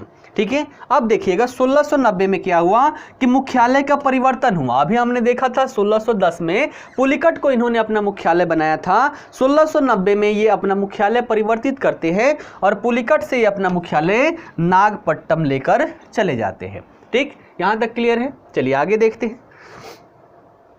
अब देखिएगा, अब थोड़ा सा कंपेयरिंग करते हैं हम पुर्तगालियों से डचों की। तो पुर्तगालियों का विशेष जो ध्यान था वो मसाला और बारूद पर था। इन दो के व्यापार पर विशेष ध्यान दिया जाता था। लेकिन डचों की विशेषता ये रही, है ना, डचों की विशेषता ये रही, इनके साथ साथ जो अंग्रेज भी थे, अंग्रेज भी मुख्य ध्यान वही मसाले और बारूद पर देते थे, है ना। लेकिन डचों में ये विशेषता थी कि भारत के जितने भी वस्तु थे, है ना, जितने भी वस्तु थे जो वैश्विक बाजार में बेचे जा सकते थे, है ना, जो विश्व के व्यापार में बेचे जा सकते थे, उन सभी का व्यापार करना, उन सभी वस्तुओं को खरीदना ये प्रारंभ कर देते थे। बाकी यहाँ पर क्या कर रहे हैं, मसाले खरीद रहे हैं, बारूद खरीद रहे हैं, बाकी किसी अन्य चीज़ से मतलब नहीं है। लेकिन ये उन सभी वस्तुओं को खरीदना स्टार्ट कर देते थे जो विश्व के बाजार में बेचा जा सकता था। जैसे यहाँ से चावल हो गया, है ना, कपड़े हो गए, नील हो गया, बारूद हो गया। ठीक है, तो ये सभी जितने भी वस्तु थे जो बेचे जा सकते थे, चावल, सूती कपड़ा, नील, बारूद, इन सभी को ये क्या करने लगे, खरीदने लगे। साथ ही साथ भारतीयों के साथ मिलकर इनकी और विशेषता क्या थी, जिससे अंग्रेज इनसे जलने लग गए, और यही कारण था कि अंग्रेज और इनके बीच में युद्ध हुआ। देखिएगा, एक तो सभी वस्तुओं को खरीदने लगे, इससे ज़्यादा से ज़्यादा व्यापार जो व्यापारी वर्ग था इनसे ये जुड़ने लगे। साथ ही साथ भारतीयों के साथ मिलकर इन्होंने एक कोऑपरेटिव सोसाइटी बनाया, सहकारिता बनाया, है ना, सहकारी जो समितियां होती है, तो कोऑपरेटिव सोसाइटी बनाया भारतीयों के साथ मिलकर। और यहां पर ग्रुपिंग रूप से इन्होंने क्या किया, रेशम उत्पादन प्रारंभ कर दिया, अर्थात रेशम उत्पादन की फैक्ट्री स्थापित की, भारतीयों के साथ मिलकर कोऑपरेटिव सोसाइटी बनाया और उसी के माध्यम से इन्होंने क्या किया, यहां पर रेशम का उत्पादन भी प्रारंभ कर दिया। ठीक है, ये हो गया। इससे लोगों का जो देखा जाए अट्रैक्शन होता है ना, एक मन होता है ना किसी के प्रति, मतलब वो बुरा आदमी है या अच्छा आदमी है, तो अच्छाई वाली भावना जो थी वो भारतीय लोगों में डचों के प्रति बनने लगी थी।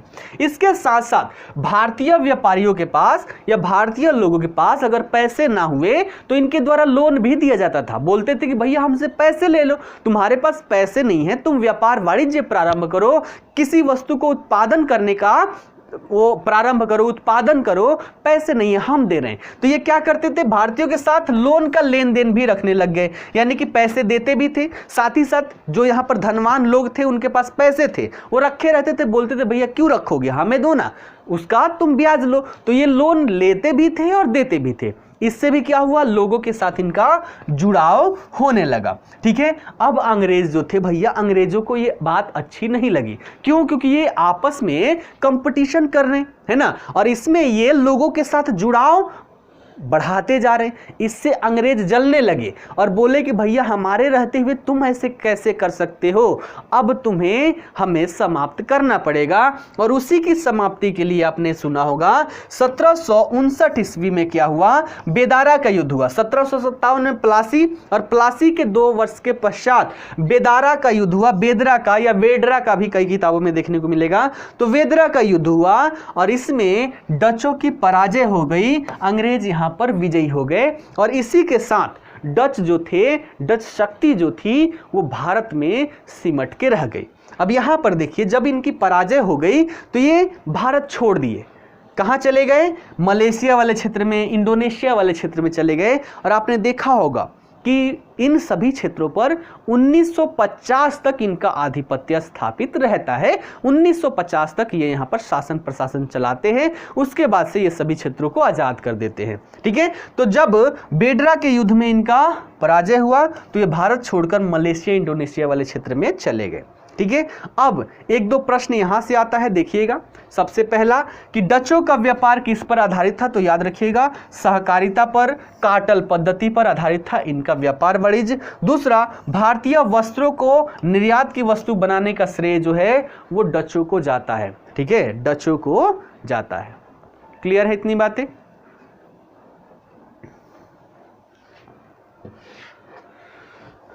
आगे बढ़े।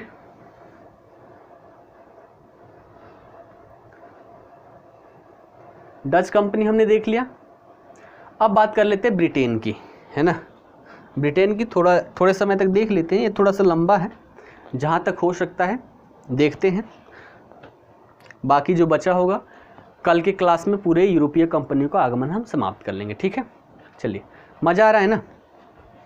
चलिए अब बात करते हैं यहाँ पर हम ब्रिटेन की। तीसरी जो कंपनी यहाँ पर आई वो कौन सी थी, ब्रिटेन की थी। ठीक है, ब्रिटेन की थी। यहाँ पर कंपनी की जो स्थापना कब हुई थी, 31 दिसंबर 1600 ईस्वी को हुई थी। इसको समझने का प्रयास करते हैं। कई किताबों में एक बातें आपको देखने को नहीं मिलती हैं, वो हम यहाँ पर चर्चा करेंगे, चाहे कोई भी पुस्तक आपके पास हो देख लीजिएगा। ठीक है, देखिएगा 1599 की घटना है। 1599 में हुआ क्या कि लॉर्ड मेयो की अध्यक्षता में व्यापारियों के एक समूह ने मिलकर एक कंपनी बनाया, है ना। व्यापारियों के समूह ने मिलकर एक कंपनी बनाई। एक कंपनी कैसे थी कि बहुत सारे व्यापारी थे, उसमें एक लिमिट रख दिया कि इतना शेयर आप सभी को देना पड़ेगा, है ना। प्रारंभिक दौर में कितना रखा गया था, लगभग 500 के आसपास, 500 यूरो के आसपास। ठीक है, तो इतने पैसे देकर आप इसके शेयर को खरीद सकते हैं, ना। तो बहुत सारे यहाँ पर व्यापारी समूह थे, वो सभी मिलते हैं और मिलकर यहाँ पर एक कंपनी का निर्माण करते हैं। और जो तत्कालीन रानी थी यहाँ पर एलिजाबेथ दस्तावेज से व्यापार करने की अनुमति मांगते हैं कि महारानी हम यहाँ पर क्या कर चुके हैं, एक कंपनी स्थापित कर चुके हैं, आप हमें इजाज़त दीजिए कि हम अब इस व्यापारिक कंपनी के नाम से विश्व के विभिन्न देशों में, खास करके जो दक्षिण पूर्वी एशिया है वहाँ पर अपना व्यापार वाणिज्य कर सके। ठीक है, और अनुमति जब मांगा गया इनके द्वारा तो 1600 ईस्वी में 15 वर्षों के लिए इनको अनुमति प्रदान कर दी जाती है ना, अनुमति प्रदान कर दी जाती है। ये विशिष्ट प्रकार की अनुमति अर्थात क्या था, एकाधिकार था, है ना। इसके माध्यम से एकाधिकार दे दिया गया, व्यापारिक एकाधिकार, अर्थात कहा गया कि ये जो कंपनी है, ये कंपनी ही, केवल यही कंपनी ही दक्षिण पूर्वी क्षेत्र है एशिया के, वहाँ से व्यापार वाणिज्य कर सकते हैं और कोई नहीं कर सकता। किसी को भी करना है तो इसी कंपनी के थ्रू करेंगे। अभी इसका नाम ब्रिटिश ईस्ट इंडिया कंपनी नहीं है, जो कि आपको किताबों में गलत देखने को मिलता है। ब्रिटिश ईस्ट इंडिया कंपनी 1833 के चार्टर एक्ट के माध्यम से नाम पड़ता है। इससे पहले इसका नाम ब्रिटिश ईस्ट इंडिया कंपनी नहीं था। अर्थात 31 दिसंबर 1600 ईस्वी को जो कंपनी स्थापित हुई उसका नाम ब्रिटिश ईस्ट इंडिया कंपनी नहीं था। ये बात ध्यान में रखिएगा। चलिए अब देखिएगा, यहाँ पर क्या हुआ, अनुमति मांग ली गई। अब अनुमति मांगने के लिए इनको भारत से व्यापार करना है तो यहाँ के राजा के बारे में पता हो, तो राजा से राजा का संपर्क हो। अभी क्या है, टेलीफोन घुमा लेते हैं, है ना। उस समय देखे तो एलिजाबेथ अगर टेलीफोन होता तो फोन करती सीधे किसको, अकबर को, है ना, क्योंकि समय काल कब है यहाँ पर 1600 ईस्वी का समय काल है ना। तो अकबर को फोन करती कि हमारी कंपनी जो है आपके देश के साथ व्यापार वाणिज्य करना चाहती है, आप इनको अनुमति दे दीजिएगा। फोन कर लेती, लेकिन उस समय तो फोन था नहीं, क्या था, चिट्ठी था। तो जेम्स प्रथम नामक व्यक्ति, है ना, जेम्स प्रथम नामक व्यक्ति ने क्या किया कि अकबर के नाम से एक चिट्ठी लिखवा ली महारानी से कि आप एक चिट्ठी लिख दीजिए, इस चिट्ठी को लेकर मैं अकबर के दरबार में जाऊंगा। पता इन्होंने करवाया कि भारत का शासक कौन है, अकबर है। घटना कब की है, 1600 ईस्वी की। तो अकबर के नाम से जेम्स प्रथम ने महारानी से एक चिट्ठी लिखवा ली कि जिसको जाकर हम अकबर के दरबार में पेश करेंगे। उस समय शासक कौन था, अकबर था। ठीक है, अकबर का समय काल कब से कब, 1605 से लेकर 1656 तक रहता है। ठीक है, 1556 से लेकर 1605 तक इसका शासनकाल रहता है। तो ये यहाँ से चले और चलने के बाद ये भारत कब पहुँचते हैं, 1608 ईस्वी में। ठीक है, 1608 ईस्वी में भारत पहुंचते हैं। पहुंचने में इतनी देरी क्यों हुई, क्योंकि ये भी पहले इंडोनेशिया वाले क्षेत्र में गए, फिर उसके बाद से भारत आए। ठीक है, तो जब ये वहां से चले और 1608 में कहाँ पहुंचे, भारत पहुंचे। चिट्ठी किसके नाम से है, अकबर के नाम से है।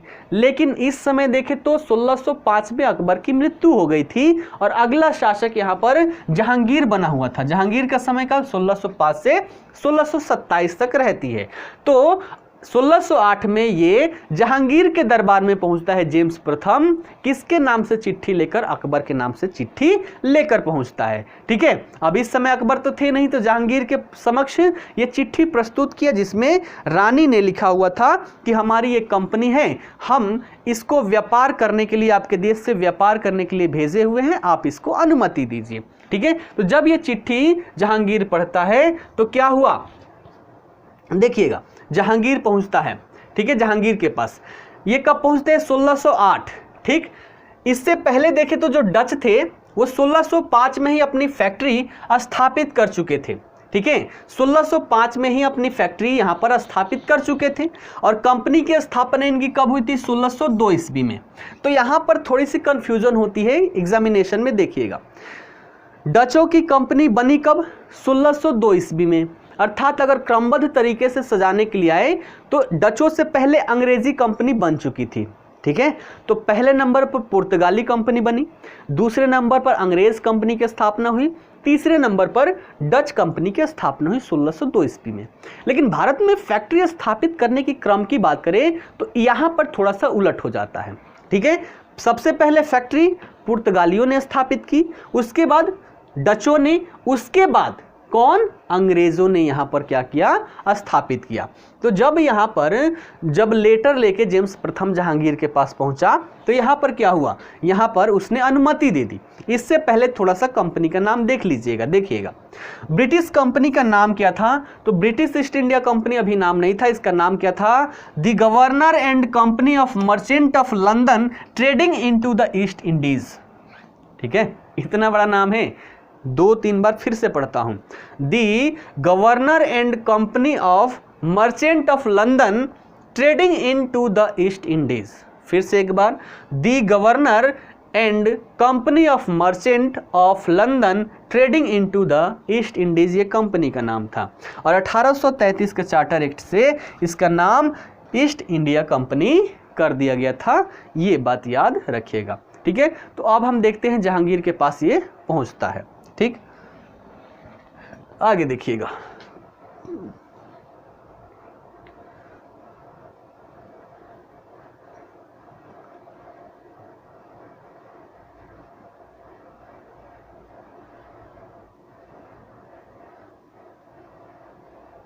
चलिए अब देखिएगा, वहीं से कहानी हमारा होता है। 1608 में ये भारत पहुंचते हैं। ठीक, 1608 में ये भारत पहुंचते हैं।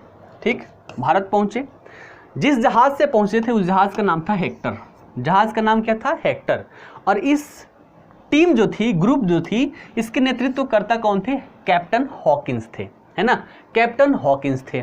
ठीक, अब देखिएगा, कैप्टन हॉकिंस की बात करें तो ये अकबर के नाम से जेम्स प्रथम का पत्र लेकर जाते हैं। ठीक है, जेम्स प्रथम, है ना, उस समय वो राजा हुआ करते थे और एलिजाबेथ क्या होती थी? रानी। तो जेम्स प्रथम से क्या किया गया था? लेटर लिखवा लिया गया था। ठीक है, तो अब देखिएगा, कैप्टन हॉकिंस जो थे, जो नेतृत्व करता थे, वो अकबर के नाम से जेम्स प्रथम का पत्र जहांगीर के दरबार में जाते हैं। और जब ये पत्र जहांगीर देखता है ना, ठीक है, जहांगीर देखता है तो देखिएगा हुआ क्या कि सूरत में जहांगीर यहां पर नहीं होगा, थोड़ा सा मिस्टेक हो गया है। यहां पर मैंने नाम क्या लिखा था? हाँ, जहांगीर ही है। हाँ, मुझे लगा शायद औरंगजेब लिखा हुआ है। औरंगजेब का समय काल तो बाद में आता है। ठीक, तो अकबर के नाम से जेम्स प्रथम का पत्र जहांगीर के दरबार में लेकर पहुंचता है कौन? Captain Hawkins. अब देखिएगा, इस पत्र में क्या लिखा हुआ था? इस पत्र में लिखा हुआ था कि ये कंपनी एक फैक्ट्री स्थापित करना चाहती है, और फैक्ट्री स्थापित करने का जब वो देखा तो यहाँ पर सूरत में एक फैक्ट्री स्थापित करने की अनुमति मांगी गई, है ना, इस पत्र के माध्यम से, और जहांगीर के द्वारा ये अनुमति दे भी दी गई। लेकिन यहाँ पर कंपनी कौन सी थी? पुर्तगाली। ये चाहेंगे ही नहीं कि यहाँ पर दूसरी कंपनी स्थापित हो, क्योंकि यहाँ पर क्या होगा, जो इसका आधिपत्य बना हुआ है, एकाधिकार बना हुआ है, वो धीरे धीरे कम होने लगेगा। तो उन्होंने क्या किया? यहाँ पर षड्यंत्र कर दिया, और षड्यंत्र के कारण प्रारंभिक दौर में यहाँ पर जहांगीर ने अनुमति दे दी कि भैया जाइए, आप फैक्ट्री बनाइए और उसके माध्यम से आप व्यापार वाणिज्य कीजिए, तो अनुमति प्रदान कर दी गई। लेकिन पुर्तगाली चाहते नहीं थे कि यहाँ पर उनकी फैक्ट्री खुले, इसलिए इनके द्वारा षड्यंत्र रचा गया। इनको दिखाया गया कि भैया ये आएंगे तो आपके साथ क्या क्या करेंगे, गलत गलत बातें इनसे बताई, है ना, कि आपको एक गुलाम की तरफ कर देंगे, ऐसी वैसी सारी बहुत सारी षड्यंत्र रची गई। इसको देखते हुए इसने क्या कर दिया, इस अनुमति को, जो अनुमति 1608 में दिया था कि भैया आप फैक्ट्री बना ले, उसको रद्द कर दी गई और फैक्ट्री का काम यहीं पर रुक गया। यानी कि पहली फैक्ट्री बनाना प्रारंभ 1608 में करते हैं, लेकिन ये कंप्लीट नहीं होता है। ठीक है, कंप्लीट कब होगा आगे हम देखते हैं, 1613 में कंप्लीट होगा। ठीक है, अब देखिएगा, तो यहाँ पर नहीं दिया। अंग्रेजों ने बोला कि भैया आप नहीं दोगे, हमें भारत में तो खोलना ही है, एक काफ़ी का क्षेत्र थोड़ा ना है, हम कहीं और खोल लेंगे। तो यहाँ से ये जाकर क्या करते हैं कि 1611 ईस्वी में मसूलीपट्टनम में अपनी एक फैक्ट्री खोल देते हैं। 1608 में यहाँ पर अनुमति मिली, रद्द हो गई, ये कंपनी खोल नहीं पाए। अंततः ये 1611 ईस्वी में मसूलीपट्टनम में अपनी एक फैक्ट्री खोल देते हैं। उसके बाद देखिएगा कि ये प्रभावित कैसे हुआ जहांगीर, देखिएगा पुर्तगालियों से जहांगीर भी यहाँ पर देखा जाए तो तंग आ चुका था।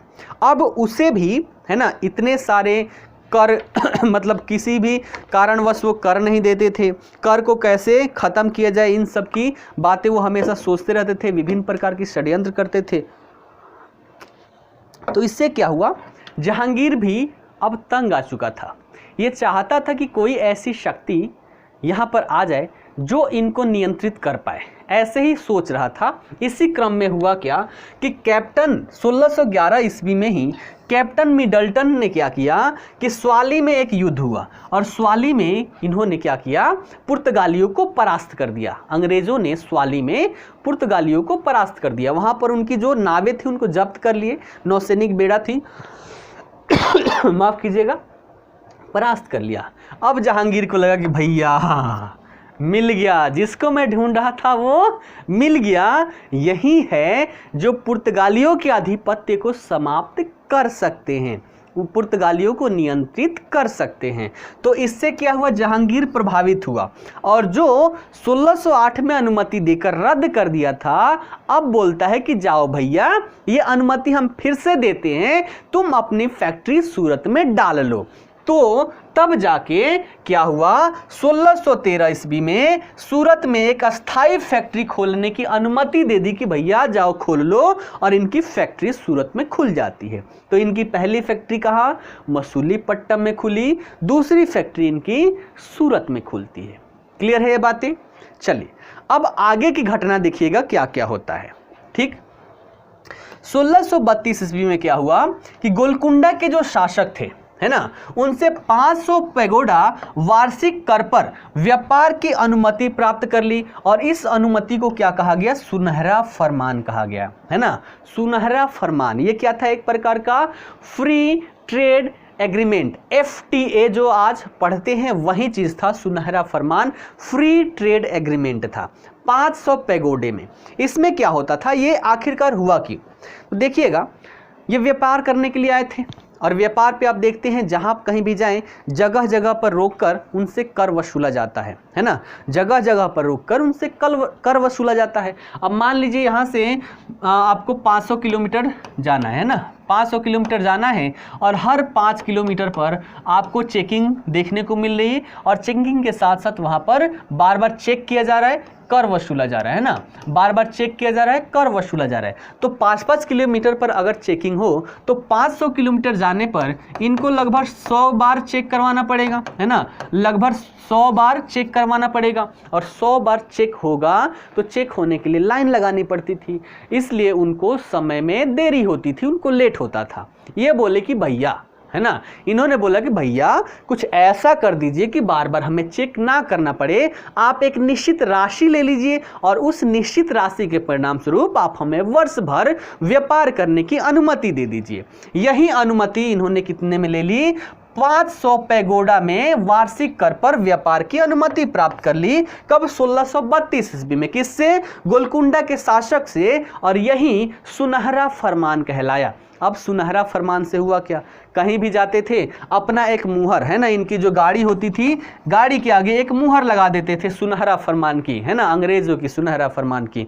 अब जहां कहीं भी हर 5 किलोमीटर में जहां चेकिंग था, सीधे ग्रीन लाइट, है ना, सीधे क्या होता था, ग्रीन लाइट, गेट खुल जाती थी और ये आगे निकल जाते थे। अब इनको बहुत मजा आने लगा, है ना, मजा आ गया उनको। बार बार जब 500 किलोमीटर जाने में जहां 100 बार चेकिंग होती थी, अब एक बार भी चेकिंग नहीं होती, एकदम शेर की तरह निकलते थे, बस एक लगा देते थे ठप्पा। ठीक है, अब मजा आ गया। अब इन्होंने इससे दिमाग लगाया कि हम थोड़ा सा अब इससे कमा भी सकते हैं। अंग्रेजों को तो ये फ्री ट्रेड एग्रीमेंट मिल चुका था, कहीं भी रोकना नहीं है, और भारतीय व्यापार की, जो भारतीय व्यापारी थे या अन्य व्यापारी थे, उनको बार बार चेकिंग करनी पड़ती थी, और वो देख रहे थे कि भैया ये तो सुपर फास्ट बन गए, हम पैसेंजर के पैसेंजर ही रह गए। तो ये उनसे बोलते थे तुम भी सुपर फास्ट बनोगे, पूछते थे, फिर वो पूछते थे कैसे, तो ये इतना दे दो और ये लो ठप्पा, है ना।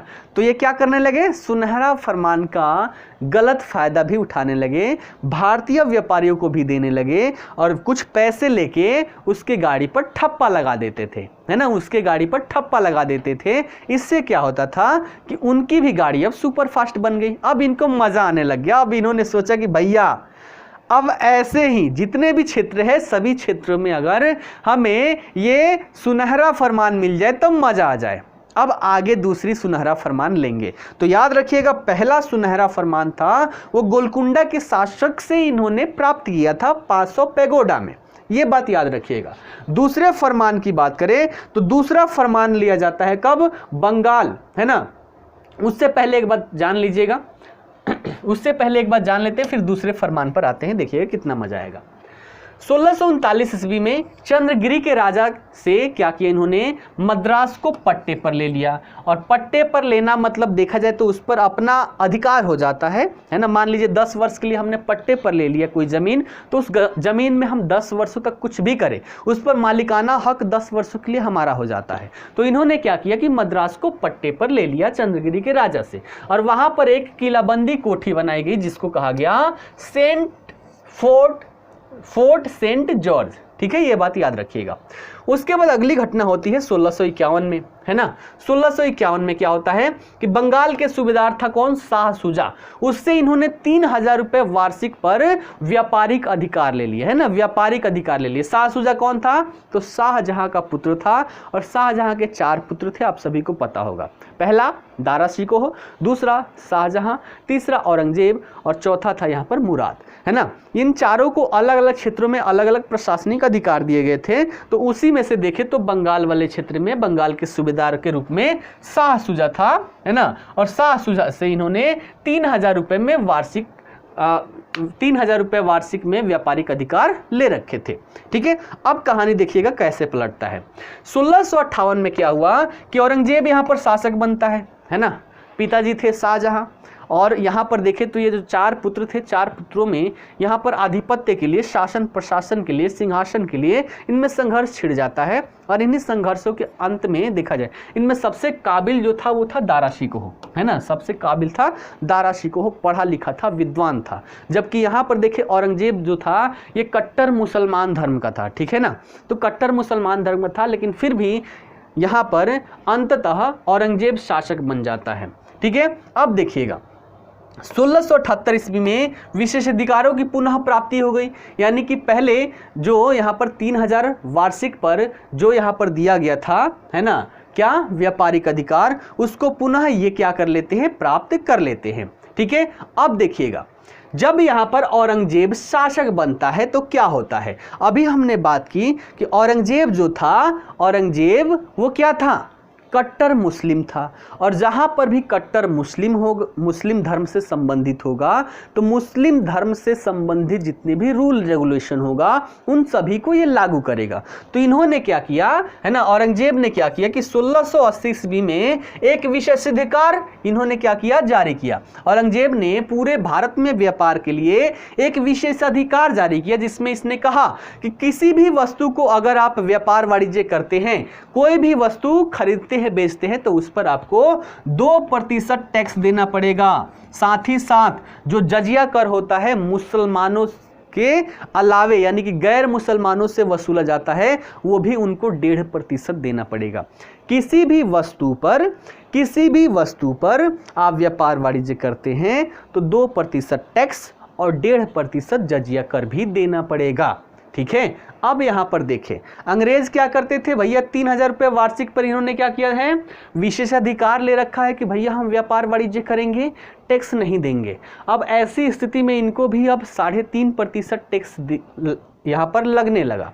अब इन्हें लगा कि जो हमारा यहाँ पर अधिकार था सुपरफास्ट वाला, अब हमारा और भारतीयों का समान स्थिति हो गई। ये अंग्रेजों को गवारा नहीं लगा, अच्छा नहीं लगा। अंततः इन्होंने क्या किया कि अंततः इन्होंने 1687 में हुगली को लूट लिया। अंग्रेजों ने क्या किया? 1687 में हुगली को लूट लिया। और हुगली को लूट लिया, इससे औरंगजेब को अच्छा नहीं लगा कि भैया हमारे क्षेत्र में आके एक व्यापारिक कंपनी होके हमारे क्षेत्र को लूटोगे। इसने क्या किया? बड़े अच्छे से इनकी स्वागत किया, है ना, बड़े अच्छे से इसको बुलाया और धुला, यानी कि वहां पर गया और अच्छे से इनकी कुटाई कर दी। ठीक है, औरंगजेब अंग्रेजों की अच्छे से कुटाई कर दी। कहाँ? हुगली में। अब हुगली से ये भागे और भागे भागे भागे भागे उड़ीसा तक पहुंच गए, है ना। और वहां से कहाँ? वहीं पर स्थित है हमारा फुल्टा द्वीप। तो औरंगजेब ने जब इनकी कुटाई की अच्छे से, तो ये हुगली से बंगाल से भागकर कहाँ पहुँच गए, फुल्टा द्वीप पहुँच गए। अब ऐसी स्थिति में जॉब चार्नाक नामक जो व्यक्ति थे बोले कि ये पगलवा सभी ये सब क्या किया तुम, शेर के गुफा में रहना है और शेर से ही तुम लोग दुश्मनी कर रहे हो, कैसे हो पाएगा। ठीक है, बहुत डांटा, बोला कि भैया यहीं पर हमें व्यापार वाणिज्य करना है और वहीं के जो राजा है उससे तुम लोग पंगा ले रहे हो। पीट दिया, चलो अब माफ़ी मांगते हैं, हम ही लोग पीट गए तो हमने जो यहाँ पर लूटा था उसके लिए माफ़ी मांग लेते हैं। तो जॉब चार्नाक जो था वो क्या किया, औरंगजेब के पास अंग्रेजी मध्यस्थ बन के पहुँचता है, और बोलता है औरंगजेब भैया हमसे बहुत बड़ी गलती हो गई, हमें क्या कर दीजिए, माफ़ कर दीजिए। तो इसने क्या किया कि औरंगजेब को मनाया, फुसलाया, भैया मान जाइए, गलती हो गई भैया भैया भैया, है ना। तो औरंगजेब को मनाया, माफ़ी मांगा, अंततः यहाँ पर औरंगजेब मान गया और 1687 में ही औरंगजेब ने अंग्रेज़ों को पुनः बंगाल में घुसने की अनुमति दी। क्योंकि जब कूटा था बोल दिया कि अगर पैर भी रखना, अगर रख दिए, पैर क्या, अगर इधर तुम लोगों ने आंखें उठा के देख लिया तो इससे ज़्यादा कुटाई करूँगा। ठीक है ना। तो अंततः यहाँ पर जॉब चार्नाक ने मनाया और मनाने के पश्चात बोला कि चलो तुम ऐसे बोलते हो, गलती मानते हो तो चलो, है ना, आ जाना बंगाल में। ठीक है, तो अनुमति दे देता है। अब आगे की घटना यहाँ पर देखिएगा क्या होता है।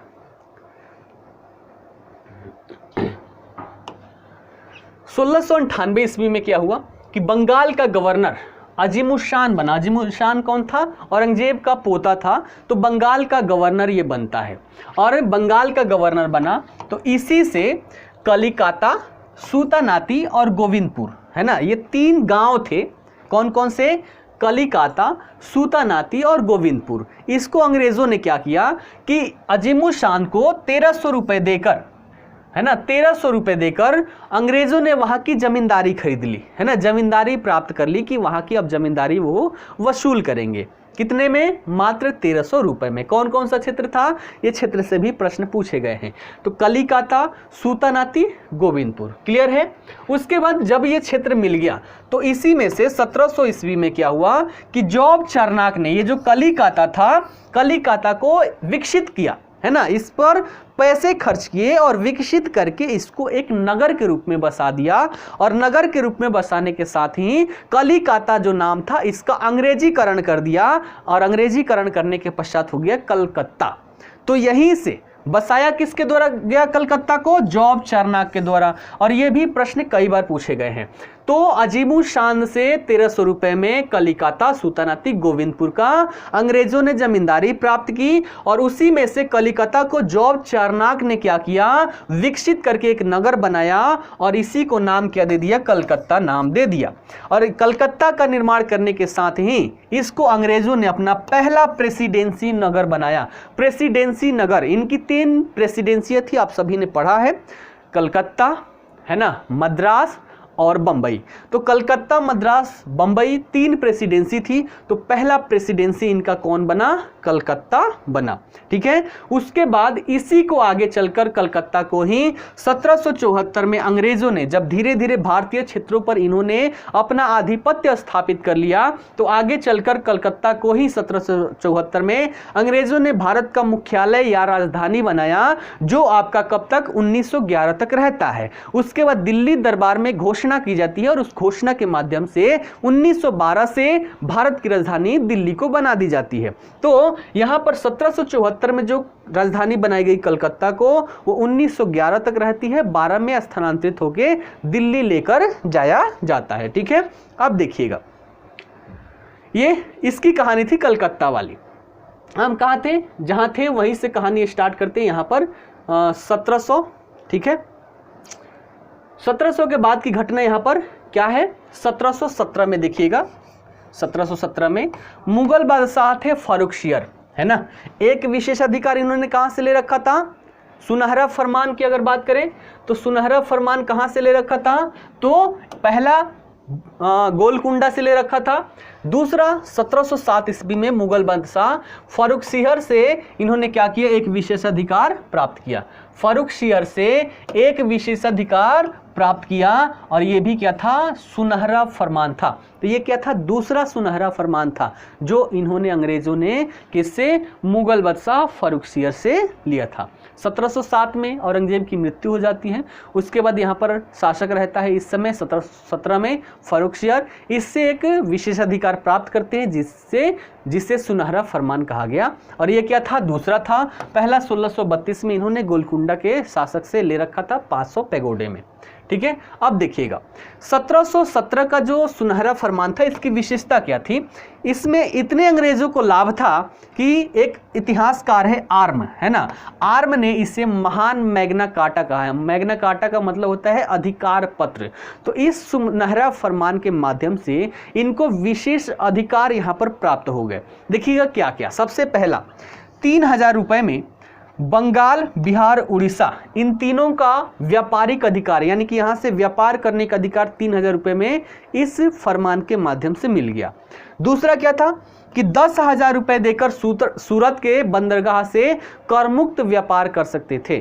सूरत का बंदरगाह जो है इस समय बहुत ही महत्वपूर्ण था, तो इसके माध्यम से कहा गया कि 10,000 रुपये दीजिए और सूरत के बंदरगाह से आप कर मुक्त व्यापार कीजिए, जितना मर्जी जहाज ले जाइए, जहाज ले आइए, कर यहाँ पर नहीं देना है। उसके बाद बम्बई में अंग्रेज अपना सिक्का भी ढाल सकते हैं। इसी फरमान में कहा गया कि आप जाइए बम्बई में सिक्का ढालिए और जो सिक्का आप ढालेंगे ये पूरे भारत में मान्य होगा, पूरे भारत में ये चलेगा। ठीक है, तो यहाँ पर ये सारी बातें कही गई इस फरमान के माध्यम से। अब देखिएगा इस फरमान से हुआ क्या। ठीक है, इस फरमान से क्या हुआ, इस फरमान से अंग्रेज धीरे धीरे शक्तिशाली कैसे होने लग गए। देखिएगा इस फरमान से इनकी आमदनी में वृद्धि हुई। क्यों? क्योंकि एक ही बार वर्ष भर का टैक्स इन्होंने चुका दिया, चुकाने के पश्चात इनको टैक्स देना नहीं है ना। तो इससे क्या हुआ, धीरे धीरे इस फरमान के माध्यम से धीरे धीरे इनकी आमदनी में वृद्धि होने लगी। आमदनी में जब वृद्धि होगी यानी कि धन क्या होगा, धन इनके पास बढ़ेगा, है ना, धन बढ़ेगा। और धन जब बढ़ने लगा तो इन्होंने सेना को मजबूत करना प्रारंभ कर दिया, है ना, सेना को मजबूत करना प्रारंभ कर दिया, क्योंकि इन्हें पता चल गया था भारत की स्थिति। ठीक है, तो धीरे धीरे इन्हें लगा कि भैया अगर आधिपत्य स्थापित करना है, फ्री ट्रेड हमेशा के लिए रखना है, तो यहाँ के क्षेत्रों पर क्या करना पड़ेगा, अपना आधिपत्य स्थापित करना पड़ेगा। और आधिपत्य तभी स्थापित होगा जब हमारे पास एक मजबूत सेना होगी। तो जैसे जैसे इनके आमदनी में वृद्धि हुई, धन में वृद्धि हुई, एक सेना इन्होंने मजबूत किया। और सेना जब मजबूत इन्होंने करने लगा तो इससे क्या होगा कि इनकी जो ये मजबूत स्थिति बनेगी उसको ये कभी नहीं चाहेंगे कि हमारी स्थिति ये समाप्त हो, यानी कि अपनी मजबूती बनाए रखेंगे और भी मजबूती उसमें डालते जाएंगे। तो इससे क्या होगा कि अपनी मजबूत स्थिति ये कायम करेंगे। जब इनकी स्थिति मजबूत हो जाएगी तो धीरे धीरे ये क्या करेंगे कि पहले यूरोपीय शक्तियों को, है ना, पहले यूरोपीय शक्तियों को नियंत्रित करेंगे, यूरोपीय शक्तियों पर अपना आधिपत्य स्थापित करेंगे। जब यूरोपीय शक्तियों पर अपना आधिपत्य स्थापित कर लेते हैं तब ये भारतीय शक्ति जितनी भी थी, भारतीय शक्तियों को धीरे धीरे पराजित करते हैं और धीरे धीरे करके ये अपना साम्राज्य स्थापित कर लेंगे, है ना, यही सारी आगे होगा, अपना साम्राज्य स्थापित कर लेंगे। जब साम्राज्य की स्थापना हो जाएगी तो जो साम्राज्य पहले बंगाल, बिहार, उड़ीसा तक था, धीरे धीरे क्या होगा, इसका साम्राज्य विस्तार करने लगेंगे और करते करते एक समय आएगा जब पूरे भारतीय क्षेत्रों पर इनका प्रत्यक्ष और अप्रत्यक्ष रूप से शासन स्थापित हो जाएगी। ठीक है, ठीक है। तो यहाँ पर जो विस्तार करेंगे किसके माध्यम से, 1757 में प्लासी का युद्ध होगा, 64 में बक्सर का युद्ध होगा, 65 में इलाहाबाद की संधि होगी, इसके माध्यम से इनका साम्राज्य स्थापित होगा। फिर धीरे धीरे युद्ध होगा, घेरे की नीति होगी, घेरे की नीति के बाद सहायक संधि होगा, विलय की नीति आएगी और इन सब के माध्यम से धीरे धीरे ये क्या करेंगे, अपना साम्राज्य विस्तारित करते हुए चले जाएंगे। ठीक है, तो ये इनकी पूरी कहानी थी। ठीक है, अब आगे डेनिश है तो आज अंग्रेज तक ही रहने देते हैं, कल हम डेनिश कंपनी देखेंगे और फ्रांसीसी कंपनी देखेंगे। ठीक है, तो आज के लिए इतना ही रहने देते हैं। आज हमने 3 कंपनियों को देख लिया, पुर्तगाली, डच और अंग्रेज। अंग्रेज की कहानी अभी बाकियों के साथ भी आएगी, है ना, युद्ध जहाँ भी होंगे तो वहाँ पर भी कर्नाटक युद्ध होगा, है ना, तो इन सब में भी अंग्रेज़ों की भूमिका भी है और अंग्रेज़ों की भूमिका 1947 तक रहती है। तो इन्हीं की भूमिका के बारे में हमें पढ़ना है। ठीक है, आज मज़ा आया कि नहीं? जितना भी हमने पढ़ा है इससे संबंधित कोई डाउट है तो पूछ लीजिए, कोई भी डाउट है तो पूछ लीजिए।